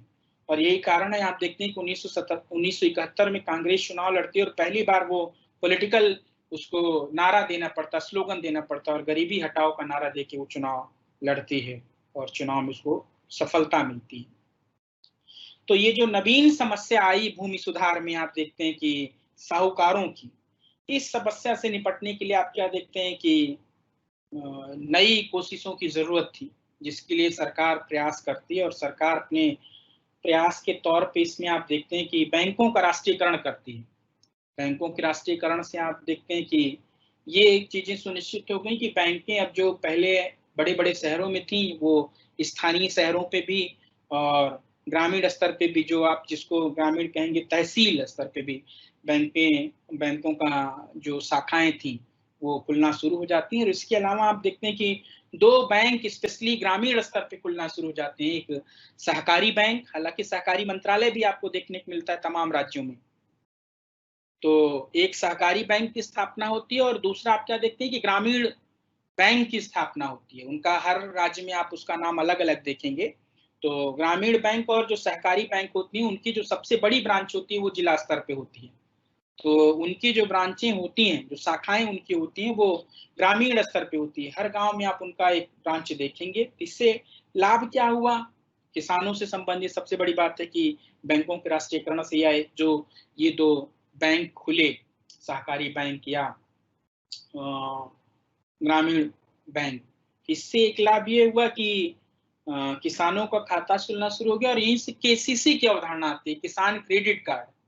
किसान क्रेडिट कार्ड में आप क्या देखते हैं कि चूंकि इनके पास जमीन थी, जमीन पे मालिकाना हक भी मिल गया उनको, तो वो जो जमीन था, जमीन के कागज के आधार पे ये बैंक में किसान क्रेडिट कार्ड बनवा लेते थे। और उसके आधार पे किसान क्रेडिट कार्ड की अवधारणा में आप ये देखते हैं कि जुताई के समय लोन दिया जाता है, जुताई या बुआई के दौरान लोन दिया जाता है। और जब आप फसल कटती है, फसल कटने तक उस पे ब्याज नहीं लगता, उस पे कोई ब्याज की आवश्यकता नहीं, कि फसल कटने के दौरान अगर आप वापस कर देते हैं तो आप केवल जितना मूलधन था आपको उतना ही वापस करना होता है। और फसल कटने के बाद अगर आप वापस नहीं कर पाते हैं तो आपको 4% इंटरेस्ट रेट देना होता है, जो कि सबसे कम होता है। अगर बैंकों में आप सामान्य ऋण लेने जाते हैं तो 14% या 12% का ऋण होता है। और अगर साहूकार की बात करें तो साहूकार तो 4% महीना पर मंथ ब्याज लेता था, और बैंक जो है वो 4% सालाना ब्याज लेती है किसान क्रेडिट कार्ड पे। सबसे कम क्रेडिट ये जो ब्याज होता है वो किसान क्रेडिट कार्ड पे ही आपको देखने को मिलता है। तो एक सहूलियत ये दी गई। तो भूमि सुधार में आप ये देखते हैं कि 2 सहूलियत व्यक्तियों को, भारतीय लोगों को प्रदान की गई। एक तो पहले भूमि पे मालिकाना हक दिया गया जमींदारी प्रथा का उन्मूलन करके, और दूसरा आप क्या देखते हैं कि उस भूमि पे जुताई बुआई कर पाए, उसके लिए उनके पास पैसा नहीं था। उस पैसे की पूर्ति के तौर पे आप देखते हैं कि बैंकों का राष्ट्रीयकरण के दौरान ये ग्रामीण स्तर के बैंक खोले गए, सहकारी बैंक और ग्रामीण बैंक। और किसान क्रेडिट कार्ड की अवधारणा आती है, जो किसानों को लोन देना शुरू कर देते हैं उनके जमीन पे और केसीसी के थ्रू, और वो ताकि ये अपने उत्पादन की सारी चीजें खरीद पाए। इसके अलावा आप ये देखते हैं कि तमाम चीजें तो आती हैं, ये 2 तो बेसिक चीजें हो गई कि पहले उनके पास उपलब्ध हो पाए, और इसके सब्स्टिट्यूट के तौर पे आप जो उनकी और समस्याएं थी उनके निदान के तौर पे आप ये देखते हैं कि सिंचाई है तो नहरों की व्यवस्था होती है, इंदिरा गांधी आती हैं, वो भी नहरों की संख्या में वृद्धि करती हैं और उनकी लंबाई का विस्तार करती हैं। कृषि विश्वविद्यालय की स्थापना होती है, जिसमें रिसर्च एंड डेवलपमेंट के लिए कि हमारी जलवायु के अनुकूल कौन सी प्रजातियां हो पाएंगी, उनकी स्थापना होती है। इसमें आप उनको भी देख सकते हैं कि ये जो बीटी उत्पाद होते हैं, हालांकि सुप्रीम कोर्ट ने रोक लगा दिया कि जो खाने की चीजें, खाद्यान्न चीजों में बीटी का उत्पादन हम नहीं करेंगे। बीटी चावल जो था, जिसको गोल्डन राइस कहते थे, उसको उसमें तमाम स्वास्थ्य संबंधी शिकायतें हैं, जिसके बाद सुप्रीम कोर्ट ने मना कर दिया। लेकिन इसके अलावा आप देखते हैं कि बीटी कपास का उत्पादन हुआ, जिससे ये रोटी, कपड़ा और मकान की जो अवधारणा आती है, जो बेसिक नेसेसिटी की चीजें आती है, उसमें कपड़ा मिल पाए, उसके लिए कपास का उत्पादन प्रति हेक्टेयर ज्यादा हो पाए, उसके लिए बीटी कपास की अवधारणा आती है। ये भी आप क्या देखते हैं कि कृषि विद्यालयों की स्थापना के बाद होता है कि वो रिसर्च करते हैं और रिसर्च करने के बाद उसका कपास की जीनोमिक में चेंज कर देते हैं, तो प्रति हेक्टेयर या प्रति पुष्प जो उत्पादन होता है वो बढ़ जाता है। तो एक कंसर्न आप ये भी देखते हैं। इसके अलावा आप क्या देखते हैं कि तमाम नई प्रजातियां पैदा की जाती है, प्रजातियों में भी विविधता आती है, तो ये भी उत्पादन के जो क्षेत्र होते हैं उसको बढ़ाते हैं। और जो पहले साल भर में 2 फसल लेते थे या साल भर में 1 फसल लेते थे, उसमें भी क्या देखते हैं कि परिवर्तन होता है। और ये जो हाई यील्ड सीड होते हैं, इस तरीके के बीजों का निर्माण किया जाता है कि जो 6 महीने में उत्पादन करते थे, उत्पादन का समय घटा के 4 महीने में कर दें। आजकल के समय में आप देखते हैं तो पहले तो प्राचीन समय में आप देखते थे, प्राचीन इन द सेंस की स्वतंत्रता के दौरान, तब व्यक्ति जो है 2 फसली उत्पादन करता था। आज आप देखते हैं कि 3 फसली उत्पादन करता है, कि एक साल में 3 बार फसल लेता है, रबी, खरीफ और। तो इसमें आप क्या देखते हैं कि उत्पादन खाद्यान्न का जो क्षेत्र में है, वो हमको आत्मनिर्भरता मिलती है। और आज की स्थिति तो हम ये देखते हैं, जो आप ये देखते हैं कि 47 से लेके 70-72 तक आप देखते हैं कि भारत 20 साल 22 साल तक लगातार दूसरे देशों पर आश्रित था। आज खाद्यान्न के क्षेत्र में ये भूमि सुधार के दौर के थ्रू आप ये देखेंगे कि आज खाद्यान्न के क्षेत्र में भारत की स्थिति ऐसी है कि भारत अन्य देशों को निर्यात करता है चीजें, चाहे वो गेहूं का उत्पादन देख लें, चाहे वो चावल का उत्पादन देख लें, चाहे वो कॉफी का उत्पादन देख लें, कहवा का देख लें, या फिर आप नारियल का उत्पादन देख लें, दुग्ध उत्पादन देख लें, भारत चीनी का उत्पादन देख लें। भारत इसमें जो आप पहला, दूसरा, तीसरा देखते हैं, तो जो पहले 5 होते हैं उसमें देखिए, इसमें भारत की स्थिति बहुत अच्छी आपको देखने को मिलेगी। तो ये जो तमाम प्रयास किए जाते हैं, इसका सकारात्मक परिणाम आपको सापेक्षिक तौर पे देखने को मिलता है कि भूमि सुधार के लिए जो प्रयास किए गए या विकास की जो प्राथमिक अवधारणाएं सरकार ने चुनी, वो सार्थक प्रयास दी। हालांकि उसमें लंबा समय लगा है, और लेकिन उसका परिणाम जो है वो सार्थक निकल के आया, और हम खाद्यान्न के क्षेत्र में खुद को आत्मनिर्भर देख पाए, अन्य देशों को सहायता करने की स्थिति में है। पानी के क्षेत्र में भी हम देखते हैं कि आत्मनिर्भर है। अभी मालदीव देखते हैं आप, 2018 में द्वीपीय देश है, चारों तरफ पानी से घिरा हुआ देश है, लेकिन उसके पास पीने के लिए पानी नहीं था। भारत सरकार उसको पानी भेजता है अपने जलयान से। तो ये जो तमाम चीजें आप देखते हैं, तो भारत इसमें भूमि सुधार के थ्रू जो बेसिक नेसेसिटी है उसको फुलफिल करता है। और आज आप देखेंगे तो एफसीआई, भारतीय खाद्य निगम, पीडीएस डिस्ट्रीब्यूशन के थ्रू सबसे ज्यादा उसके पास अनाज आपको देखने को मिलता है। और पीडीएस डिस्ट्रीब्यूशन के थ्रू, इसको सार्वजनिक वितरण प्रणाली कहते हैं, सार्वजनिक वितरण प्रणाली के थ्रू कम दाम पे लोगों को सब्सिडाइज गेहूं, चावल, दालें उपलब्ध कराने का काम करता है, ताकि जो जीवन की आवश्यकताएं हैं वो पूरी हो सकें, और राज्य का जो नेचर है या राज्य की जो अवधारणा है वो फुलफिल हो सके, कि व्यक्तियों का सर्वोत्तम विकास हो सके। विकास की अवधारणा तभी फुलफिल हो पाएगी कि जब हम अपनी बेसिक नेसेसिटी फुलफिल कर पाए, तभी हम कुछ सकारात्मक करने में या समाज के निर्माण में तभी अपना योगदान कर पाएंगे, जब हमारा जो बेसिक नेसेसिटी है, रोटी, कपड़ा और मकान, या वो अवधारणा पूरी हो पाएगी तब। और उसके लिए भूमि सुधार और आर्थिक नीतियां कैसी राज्य तय करना है, वो बहुत आवश्यक चीज है। और उसमें क्या देखते हैं कि ये जो प्राथमिक तौर पे ये नीतियां देखते हैं, वो सकारात्मक परिणाम देती हुई नजर आती है। तो ये आपका हमने 2 यूनिट आज का कंप्लीट हो गया। अब आपके क्वेश्चन आंसर हम देख लेते हैं, उसमें क्या क्या आपने क्वेश्चन पूछा, उसका आंसर आप लोगों को दे देते हैं। कल की क्लास में हम यूनिट 3, यूनिट 4 और हो सकेगा तो यूनिट 5 जो है कंप्लीट करने की कोशिश करेंगे। और आज आप लोग इसको अपनी अपनी जो आपको रीडिंग मटेरियल्स है उसमें पढ़िएगा। कुछ और क्वेश्चन होगा तो कल की क्लास में आप लोग रखिएगा। कल की क्लास में आपको इससे संबंधित जो क्वेश्चन है वो भी लिए जाएंगे और उनका भी समाधान करने की कोशिश की जाएगी। प्रीवियस ईयर के क्वेश्चन पेपर आप लोगों को मिलेंगे तो आप वो भी रखिएगा और उससे संबंधित भी प्रश्न पूछिएगा। लास्ट का जो क्लास होगा मंडे वाला, उस दिन प्रीवियस ईयर 10 मिनट पहले जो विगत वर्ष के प्रश्न आए हैं उनको भी, उसका आंसर कैसे फॉर्मेट किया जाएगा वो भी बताएंगे हम आप लोगों को।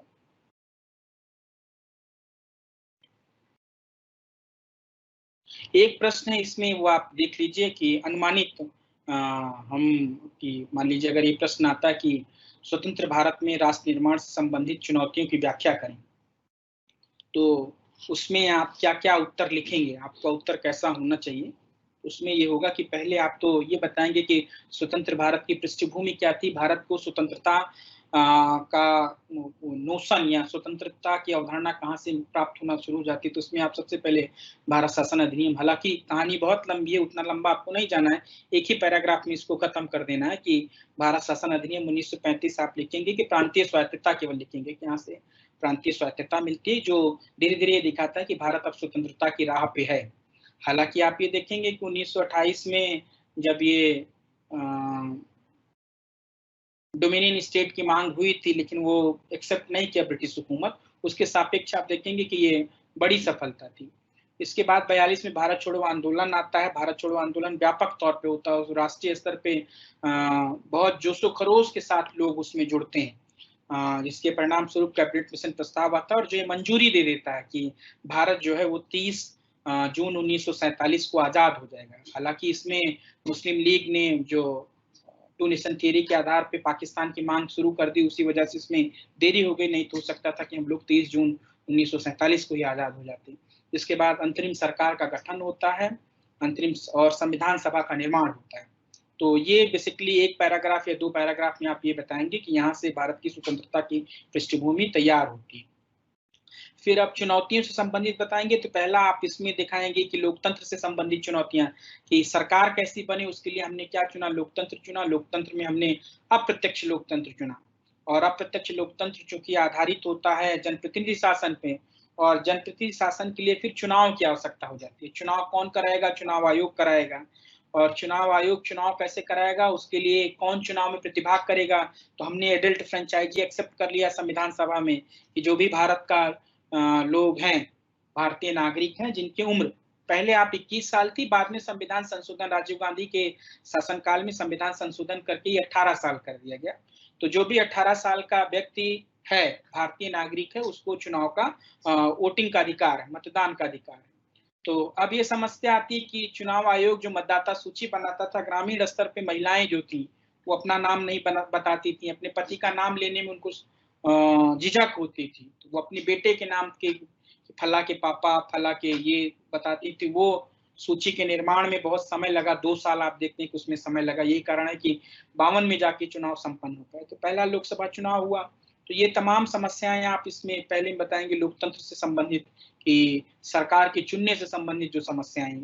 दूसरी जो समस्या इसमें आती है गरीबी की समस्या की, अकाल बहुत पड़ा था और चूंकि हम आत्मनिर्भर नहीं थे, ब्रिटिश उपनिवेश थे, ब्रिटिश उपनिवेश के गुलाम थे, तो कौन सी पैदावार हम उत्पादन करें, कौन सा उत्पादन ना करें, ये भी ब्रिटिश हुकूमत तय करता था। जैसे कपास के उत्पादन से पेट नहीं भरता है, पहली आवश्यकता हमारी क्या है, हम ऐसा उत्पादन करेंगे जिससे लोगों का पेट भर सके, अगर आप आत्मनिर्भर नहीं है खाद्यान्न के क्षेत्र में तब।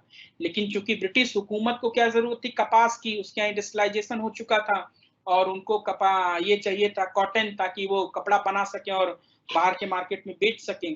तो उस स्थिति के लिए क्या देखते हैं कि तिनकठिया पद्धति थी बिहार में। चंपारण का मूवमेंट आप देखते हैं 1917 में, राजकुमार शुक्ला गांधी जी को ले जाते हैं, तो वो जबरदस्ती नील की खेती कराते थे। तो वो जो सारी समस्याएं थी, और जमींदारी प्रथा थी, किसानों के पास जमीन नहीं थी, तो वो समस्या से निपटारा कैसा हो, तो उसके लिए क्या देखते हैं कि जमींदारी प्रथा का उन्मूलन होता है, भूमिहीन किसानों की समस्याओं से निपटने के लिए चकबंदी प्रथा आती है और उनको जमीन पे मालिकाना हक दिया जाता है। और उसी के साथ क्या देखते हैं कि आधुनिक विकास की अवधारणा भी आती है, चूंकि सारा किसानों पे ही जोर देके हम राष्ट्र की अवधारणा 1950 के बाद आप क्या देखते हैं कि ट्रूमैन जब ये कहता है कि विकास और अविकास की अवधारणा का जब इमरजेंस हो जाता तो उसमें उससे कम्पीट कर लेने के लिए अंतर्राष्ट्रीय राजनीति में भी अपनी पहचान को स्थापित करने के लिए जरूरी था कि हम आधुनिकता की जो अवधारणा उसके लिए भी काम करें। तो बांध का निर्माण देखते हैं आप, उद्योग का निर्माण, इस पे सब पे भी जोड़ देते हैं। तो बांध के निर्माण से हालांकि कई सारी समस्याएं आती हैं, बहुत सारा प्रोटेस्ट आप देखते हैं निरंतर अब तब से शुरू हुआ, अभी चल रहा है, वो चाहे वो आप भाखड़ा नांगल पे देख लें, टिहरी पे देख लें, या फिर यहाँ मध्य प्रदेश में आप देख लें नर्मदा पे। तो ये सारी समस्याएं थी। एक इसका सकारात्मक पक्ष भी था, एक उसका नकारात्मक पक्ष भी था। तो कैसे भारत ने इसमें, भारतीय सरकार ने कैसे इसमें बैलेंस बनाया, ये आपको लिखना होगा। और इसके अलावा आप ये देखते हैं खाद्यान्न की समस्या जो थी 1950 से लेकर 2 बार इंदिरा गांधी भी मांगने जाती हैं और जवाहरलाल नेहरू भी मांगने जाते हैं, अमेरिका से मांगते हैं। तो उस समस्या से कैसे भारत निजात पाता है, ये जो हमने अभी लास्ट स्लाइड में आपको बताया वो आप देखेंगे, लिखेंगे इसमें। इसके बाद आता है कि चुनौतियों में ये क्षेत्रीय आकांक्षाएं, भाषा विकास, जातीयता के आधार पर उससे भारत कैसे निपटता है। भाषा के आधार पे आप देखेंगे कि अंततः भारत स्वीकार करता है और क्षेत्र भाषा के आधार पे राज्यों के पुनर्गठन आयोग को मंजूरी देता है। विकास के आधार पे भी आप राज्यों की अवधारणा को देखेंगे। तेलंगाना का मूवमेंट तभी से चल रहा था और अंततः तेलंगाना देखिए विकास के नाम पे आंध्र प्रदेश से अलग होता है, उत्तर प्रदेश से आप देखेंगे उत्तराखंड अलग होता है, बिहार से आप देखेंगे झारखंड अलग होता है, मध्य प्रदेश से आप देखते हैं विकास की अवधारणा के नाम पे छत्तीसगढ़ अलग होता है। तो ये जो कुछ स्टेट थे, स्टेट के भीतर आप क्या देखते हैं कि कुछ स्पेसिफिक जो उनकी दशाएं थी। जैसे उत्तराखंड आप देखेंगे, उत्तराखंड क्या है, पहाड़ी क्षेत्र है, और उत्तर प्रदेश का जो अब देखेंगे उत्तर प्रदेश वो क्या था, मैदानी भूभाग था। तो पहाड़ी के क्षेत्र के जो लोग थे उनकी आवश्यकताएं कुछ दूसरी थी, क्योंकि वहां पे जनसंख्या कम है तो वो लोग सरकार में सहभागिता उनकी कम थी। वो लोग आरोप लगाते थे कि उत्तर प्रदेश जब एकीकृत उत्तर प्रदेश था तो वो उत्तराखंड के विकास के लिए काम नहीं कर पा रहा है। तो अंततः उनका मांग पूरी हुई और वो भी एक राज्य के तौर पे आपको देखने को मिलता है। जातीयता के आधार पे आप देखेंगे ये बोडोलैंड या फिर मिजोरम आप देखते हैं उसकी उत्पत्ति होती है, आसाम देखते हैं आप, ये नॉर्थ ईस्ट की स्टेट में देखते हैं कि वहां पे जो ये तमाम मांग आती है उसको अनुरूप जो है उनकी आकांक्षाओं को पूरा करने के लिए संविधान में उनको स्पेसिफिक प्रोविजन दिया जाता है। अनुच्छेद अनुसूची 5, अनुसूची 6 आप देखेंगे भारतीय संविधान का, अनुच्छेद 370 तो जम्मू कश्मीर का, उसके अलावा जो आप उसमें सब आर्टिकल देखते हैं वो इन संबंधित राज्यों का था। और इसमें जिला परिषद की स्वशासी जिला परिषद का जो है कॉन्सेप्ट आता है। आपका अगला क्लास जब होगा इसमें हमको लगता है लास्ट यूनिट में है पंचायती राज व्यवस्था, तो उसमें हम आपको वो डिटेल से पढ़ाएंगे। तो स्वशासी जिला परिषद की अवधारणा आती है और उनको ज्यादा स्वायत्तता प्रदान की जाती है अन्य राज्यों की अपेक्षा। जो राज्यपाल के सहमति से स्थानीय परिषद वहां पे तय करती है कि उत्खनन कौन करेगा कौन नहीं करेगा। ये तमाम चीजें, इन समस्याओं से ऐसे भारत सरकार निपटने की कोशिश करता है। तो इस प्रश्न का उत्तर इस तरीके से आप लोग लिखेंगे। अब हम आपके प्रश्न देख लेते हैं कि आपने क्या प्रश्न पूछा है। इसमें किसी को कोई डाउट हो तो वो पूछ सकता है। अगर पूछने का, ऋषि ने लिखा है हाय अमन, हमारा भी पेपर ऑनलाइन होगा सर। अभी इसमें कुछ क्लियर नहीं हो पाया है, आप लोग सेकेंड ईयर हैं कि ऑनलाइन होगा कि ऑफलाइन होगा कि बगैर पेपर का हो पाएगा, तो इसमें अभी कुछ प्रॉपर उत्तर नहीं आपका दिया जा सकता है। आशीष सोनी, इंग्लिश की अलग क्लास होगी आशीष, हमको लगता है सर में कुछ टेक्निकल फॉल्ट हो गई। सर के साथ जो इंग्लिश में क्लास लेंगे, विश्वरंजन मोहंती सर का नाम था, तो आपकी इंग्लिश की क्लास होगी। ये इससे पहले की कोई रिकॉर्डिंग नहीं है, ये पहली क्लास है और दूसरी तीसरी क्लास में आपका ये सिलेबस पूरा करने की कोशिश की जाएगी। और बेसिकली ये देखा जाएगा कि परीक्षा के दृष्टिकोण से आपका कोई भी प्रश्न न छूटे, आपका कोई भी यूनिट न छूटे, उसका प्रयास किया जाएगा। अमन ऑनलाइन पेपर के बारे में अभी कुछ जानकारी नहीं है। इंग्लिश क्लास आपने पूछा है किरण इंग्लिश क्लास होगी आपकी, दूसरे सर लेंगे। गिव मी नोट्स प्रिया। नोट्स आप ये वेबसाइट पे देखिए, सोल की वेबसाइट पे, स्कूल ऑफ ओपन लर्निंग की, उस पे स्टडी मटेरियल भी हैं, आप उसको पढ़िए।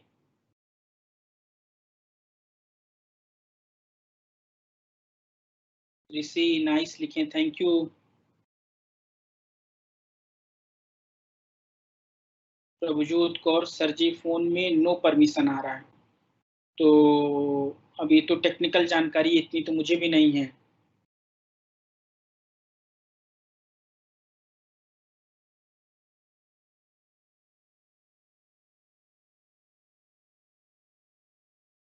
कांग्रेस किस वाले आई के अंदर आएगी? आइडियोलॉजी में आएगी। आई का पहला जो होगा, जो हमने आपको बताया आइडियोलॉजी, तो कांग्रेस आइडियोलॉजी में आएगी, विचारधारा के तौर पे। बहुदलीय प्रणाली मतलब हो गया मल्टी पार्टी सिस्टम। आप 89 से लेके 2014 तक देखते हैं कि अलायंस की सरकार बनी थी, बहुत सारी पार्टियों ने मिल के सरकार बनाया था। इसमें आप ये देखते हैं कि पार्टियां अगर खींच लेती हैं सपोर्ट तो सरकार गिर जाती है। जैसे इसमें आप अटल बिहारी वाजपेयी की सरकार देख सकते हैं कि 13 महीने 13 दिन वाली सरकार जो थी, उसमें जयललिता ने सपोर्ट उनसे खींच लिया था, तो उनकी सरकार गिर गई थी। तो 89 से लेके 2014 तक देखते हैं गठबंधन सरकार का दौर था, बहुत सारी पार्टियां मिलके सरकार फॉर्म करती थी, उसको मल्टी पार्टी सिस्टम कहते हैं। तो अभी तो आप भारत में देखेंगे टू पार्टी डोमिनेंस सिस्टम था बेसिकली, उससे पहले। अब तो आप अभी कह सकते हैं टू पार्टी डोमिनेंस सिस्टम, लेकिन जिस तरीके का परिवर्तन आ रहा है, तो अगर एक आध चुनाव और भाजपा जीत जाती है तो फिर आपको शायद ये कहना पड़े कि वन पार्टी डोमिनेंस सिस्टम फिर से वापस आ गया भारतीय राजनीति में। तो बहुदलीय का मतलब ये बहुत सारी पार्टियां जब मिलकर चुनाव सरकार फॉर्म करती हैं, जैसे आप एनडीए की सरकार जिसको कहते हैं ना, राष्ट्रीय जनतांत्रिक गठबंधन या यूपीए प्रगतिशील गठबंधन की सरकार जो थी, इसमें 24-25 दल एक साथ मिलकर सरकार बनाते हैं, उसको बहुदलीय प्रणाली कहते हैं।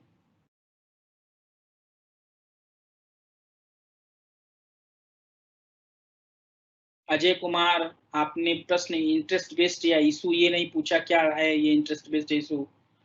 तो ये तो दोनों अलग अलग है।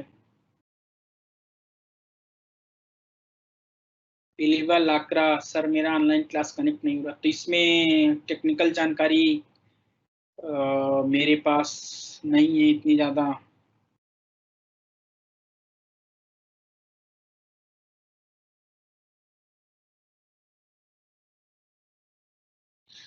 नेम क्लियर नहीं हुआ। नेम मतलब नॉन अलाइंड मूवमेंट पूछ रहे हैं क्या? गुट निरपेक्ष आंदोलन, कि भारत जो है दोनों गुटों से, यूएसएसआर और यूएसए जो दो धड़ा बना था वैश्विक राजनीति में, उससे अलग होकर एक तीसरा धड़ा बनाने की कोशिश करता है, जिसका कंसर्न ये था कि हम कोई हेजेमनी जो वैश्विक राजनीति में प्रभुता की राजनीति थी वो हम नहीं करेंगे, और जो राष्ट्र हैं, नव स्वतंत्र राष्ट्र हैं, उनकी स्वतंत्रता बनी रहे, इसके लिहाज से हम लोग काम करेंगे। सर 77 या 75, प्रवीण कुमार चौरसिया, आप क्या पूछ रहे हैं? 75 में इमरजेंसी लगाया था, 77 में इमरजेंसी हटा था, और 77 में चुनाव हुआ था, तब गैर कांग्रेसी सरकार पहली बनी थी जनता पार्टी की, जिसमें मोरारजी देसाई प्रधानमंत्री बने थे।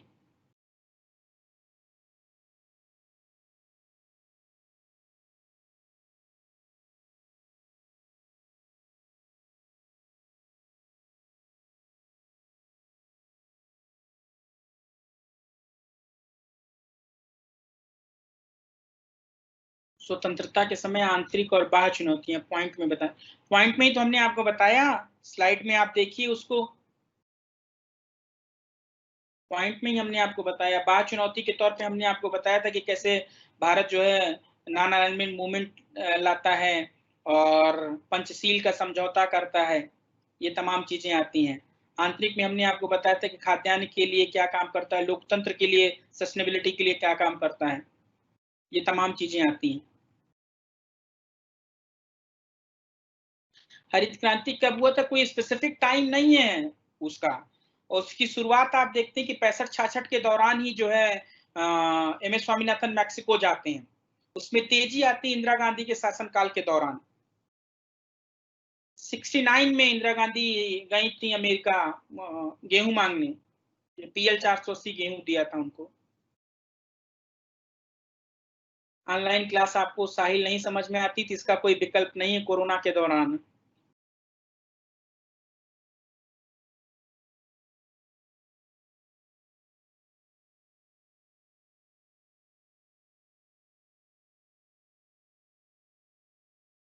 एक क्वेश्चन के लिए आप 500 वर्ड होता है, 500 वर्ड मान के चलिए कि कम से कम 6 पेज तो लिखिए।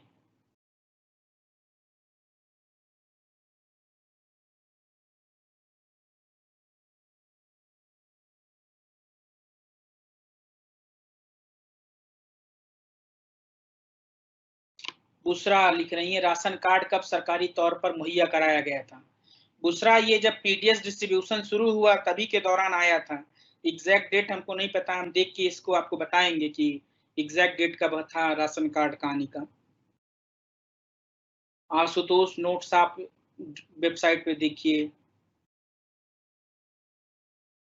और भी सब्जेक्ट का क्लास हो रहा है आशुतोष, वेबसाइट पे देखिए।